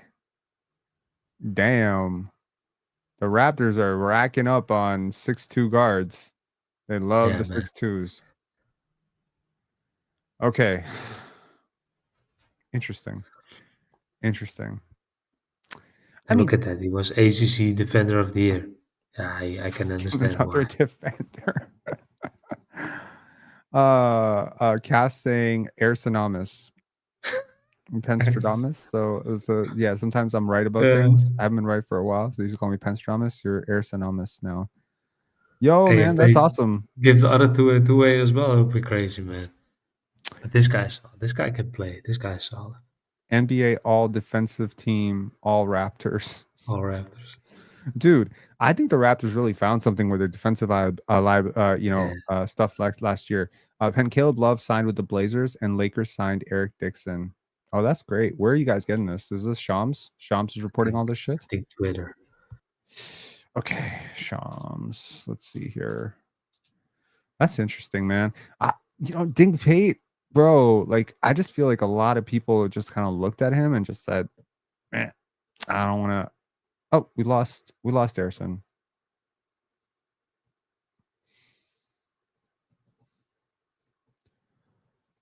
Okay. We might get him back, but if we don't. Okay, so let's just check out Shams. Okay, so Eric Dixon, we were talking about him a little bit earlier. He goes to the Los Angeles Lakers. I think this is a great pickup for them. Very physical. Chucky Hepburn for the Raptors. I mean, this is interesting because, like, the Raptors, like, who's getting squeezed out of the roster, bro? Colin Castleton, Sia, AJ Lawson. It's interesting. I don't know. What's up? Sorry about that. I don't know what happened, man. I was No talking worries. and everything. I was like, hey, I clicked StreamYard away. Chaim Dirk said we might not score, but the other team also won't score. Bro, I want to let y'all know right now that the Toronto Raptors are bringing 72-76 games back. Okay, we're going to have scores of 72-77, 72-76. Jazz B saying Vision 6'2" and under. So we're adjusting from 6'9". You have to adjust your expectations when they don't work out. So we have now adjusted to 6'2".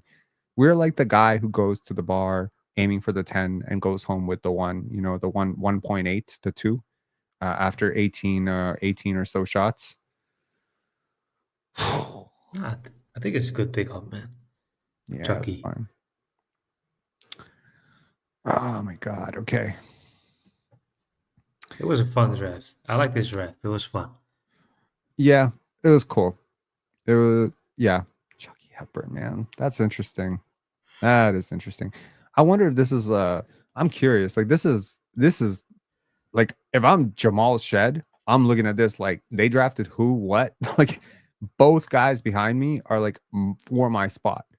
So if I'm Jamal Shed, like, if I needed motivation to get in the gym and be like the comeback is a 40% 3-point shooter, this is the motivation, because you got two guys who are roughly your age, who are really good point guards, who are going to push you big time. So yeah. Nemhard to the Raptors. I don't see it, man. I don't see it. Nah. They should stop with the guards right now. I think that was enough with the guards. Seriously, like, what the fuck are we doing? But it's like the Raptors are always looking for market inefficiencies, right? There used to be a market inefficiency with African players. Maybe now there's not a market inefficiency with African players because they go top 10 all the time. Now maybe there's a market inefficiency with undersized guards. It seems every because year. everyone is the jumbo initiator type of thing. Everyone's looking for the next 6-8 point guard. But how many of them are really point guards? Yeah. Capital Gain saying, stop calling Elijah a guard. He is clearly a wing. I don't agree, but okay. I think you are who you guard, and I think he's going to guard a lot of fucking point guards. So, yeah. I think at Florida you have Will Richard. And they maybe switch some spots with Will Richard, who's also a good defender. That makes sense. I think 6'2" wing is, you're automatically getting that guard type of mold if you're under 6'4", if that makes any sense. Despite sometimes your game is not the same. Yeah. Caleb Love has signed with the Portland Trailblazers. Good for him. Eric Dixon, you talked about him earlier, if I'm correct. Yeah. 31% power forward. He has signed with Los Angeles Lakers. That's a great pick for them, I think. Is good. Yeah, and Hunter Salas. I'm happy for Salas as well. To the Sixers, that's a route that he can maybe, find some minutes later on ever. Yeah. Because they have, Maxi was injured and they have McCain, right? Yeah, I don't know, man. But these two ways often don't mean that much, in my opinion, because they're undrafted, they sign a deal, and the team says it's not good enough, they can send him away. I don't know, man. Most of these guys who sign these two ways, you never heard of them again. It's crazy. Yeah. The Raptors signed Muggsy Bogues, Harold Miner, and Spud Webb. I won't say the word. There's probably a better word for that. I get what you're doing. I appreciate the super chat, but appreciate not using that word. We prefer little people. We the little people. Shout outs to my short kings out there. Yay. I'm 5'11, so I'm like, sometimes when I walk downtown and all these kids are like 6'2, 6'3, 6'4, I'm looking up.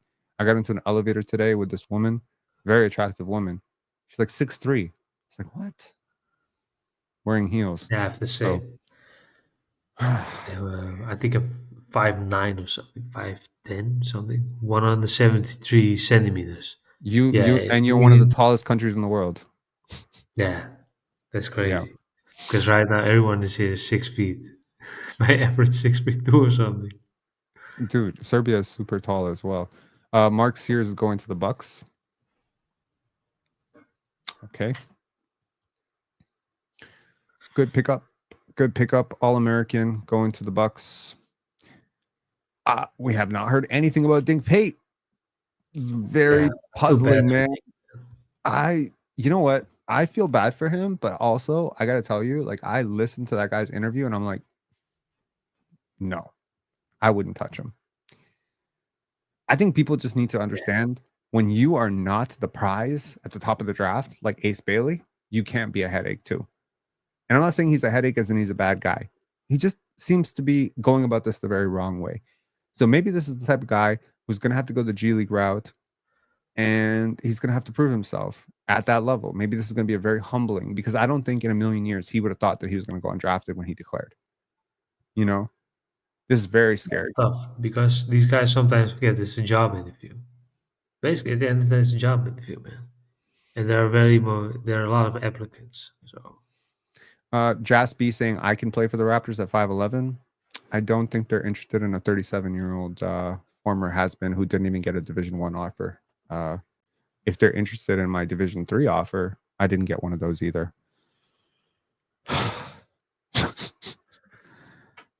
I almost did though. I almost did. I thought I was on a path. When I was in grade 8, I went to a camp. At that time, I was quite convinced that I would be 6'2", 6'3". So yeah, I was at a camp with a lot of like future pro basketball players, and I was very good for my age when I was 14. But I don't know, man. 15 years old, I just gave up on it. I kept playing, but I didn't. yeah, you're not inspired for it. I didn't take it seriously enough. Like, I think my hoop dreams died when I didn't hit another growth spurt after 14. I was like, I'm still 5'10. I was just like, fuck this, man. Everyone got bigger. And suddenly I didn't have the greatest handle either. I was consistently playing kind of a combo guard role. And like then suddenly I remember going up against this guy in grade 10, and he was a point guard in the other team. He was 6'2". And about 215 pounds. Oh, I was dead. Bro. Like I was like, help. And I don't have long arms either, so I was fucked, man. Yeah. I blocked him once, but man, I had to jump really high to do it. So it's the reality of basketball, man. I think everyone realizes it at some point. This is a tall man's game. It's all about plus size now. You can be the best player at 6 foot, but that's why Fred VanVleet's so impressive. You think about it. There's no reason in the world that guy should be successful, and he's so fucking good. Yeah. And he signed all these big contracts. Yeah, happy for him, man. Yeah. Hey, it was a lot of fun, man. I think this year's draft was fun. I was not hyped for it as much as previous years, but how did you spend the previous year's draft? Vlad Golden going to the Miami Heat? Miami. Yeah, okay. They needed some help. Absolutely. Okay, man. Usually I was just chilling, man. Just watching the draft, following with the internet. That's it. Okay. Because I knew I'm not going to be awake the entire night. But the most fun draft was one event, because the second round was crazy. Right now, it stopped too often. For my feeling, it stopped too often. It stops too often? What do you mean? Nah. In this year, the second round, it took very long, man. We're almost there. We again 3 hours in. But in previous years, the second rounds were rapid fire, man. It was crazy. Yeah. If I you think take away 5 minutes, you missed 5 picks. Yeah. I think this helps teams make better decisions because Yeah. you have like 2 minutes to maybe trade, maybe do last minute research. You're positive that Maxime Raynaud is going 34, but boom, he's there at 37. You have 4 minutes, maybe 6 minutes, and you're spending all that time doing research on the guy, and then someone takes him ahead of you, right? So it's really tough. You have to do so much work ahead of time, but I think this helps teams that are less organized. I think the Raptors are fine. You give them 1 minute, they'll do fine, but a little Yeah, more of time course. doesn't hurt anyone. But yeah, I mean, you're deciding the fate in a sense of players who've worked 23 years, 22 years to get here. You can take 2 minutes, I think. So yeah. Uh, Yeah, anyways, yeah. Okay, man. Thanks a lot for coming on. I appreciate you very much. Everyone, definitely go follow Ersin's work. And again, if you want to support Ersin, go check him out on Substack. And shit. And if you wanna support him financially, you send him the PayPal. The link is in the bio. If you want to support me financially, e-transfer link in the bio. I want to thank every single person who tuned in. Thank you guys so much for hanging out with us for 2 days. Draft nerds. I'm Yeah. gonna do on Saturday or Sunday when I have some time because I have some family in town tomorrow. I'm gonna do a film breakdown of all 3 players that the Raptors have brought on, and hopefully we'll find some new things to talk about. But yeah, Hey, thanks everyone. I'm grateful again. It was a lot of fun. yeah. Okay. Talk to you guys later. Bye-bye. See ya. See ya. And everyone, please like the stream on the way out. I would very, very much appreciate you guys doing that. That really helps people find out. Yeah. And I'll issue a small apology, to Elijah Martin for my reaction. I was just very gung-ho about this Maxime Raynaud pick. But you know what? If Elijah Martin turns into 80% of the player Casey Wallace is, I'll be very, very thrilled. I'll be very thrilled. I have an aversion to undersized guards. I have a great affinity for oversized stretch bigs. So this is a personal bias. I have an affinity for charming, well, grounded, extremely likable, very team first, long wings who can defend and shoot. That's why I like OG. That's why I like Kevin Durant. There's a lot. It's probably why I like Carter Bryant so much, right? So it's the same thing. It's like, do I have a bit of an aversion to a certain player type? Yes. But the Raptors obviously looked at the finals. Maybe they overlooked at the finals, overstressed the finals. They saw that this physicality, this defensive versatility, this is very, very important for the way the NBA is now being called, for the way the NBA is now being reffed, for the way the NBA is going. And yeah, it's great to be allowing players who are not necessarily the most gifted defenders to be physical, but what if you had really gifted defenders and you allowed them to be physical? So if the rule changes in the NBA are being monitored properly, the Raptors are paying attention and are adjusting their strategy accordingly in the last 2 drafts. Rob, which center do you think we're trading for? I don't know about trading, but I like Daron Sharp. But again, I don't know if he fits with how Darko wants to play basketball. I followed you, Ersin, on Substack, says Michael. Michael, thank you so much. Thank you for calling in. Thank you to all our callers. Thank you to Vince, and thank you to Michael, and thank you to everybody for calling in yesterday, for hanging out with us. That was super cool. And yes, thank you for supporting our content. We are very, very, very, very, very close to 13,000 subscribers. So if you're one of the people who watches this after and you're not subscribed, you might be the person who puts us to 13,000 subscribers, because I think we're like 40 away. So if a whole bunch of people subscribe, please don't subscribe. It goes to accounts. We're not interested in fake subscribers. But if you're somebody who's just, interested in, making this draft the day that Pensare Basketball goes over 13,000 subscribers, please feel free to subscribe. Talk to y'all later. As I said, like the stream. Peace.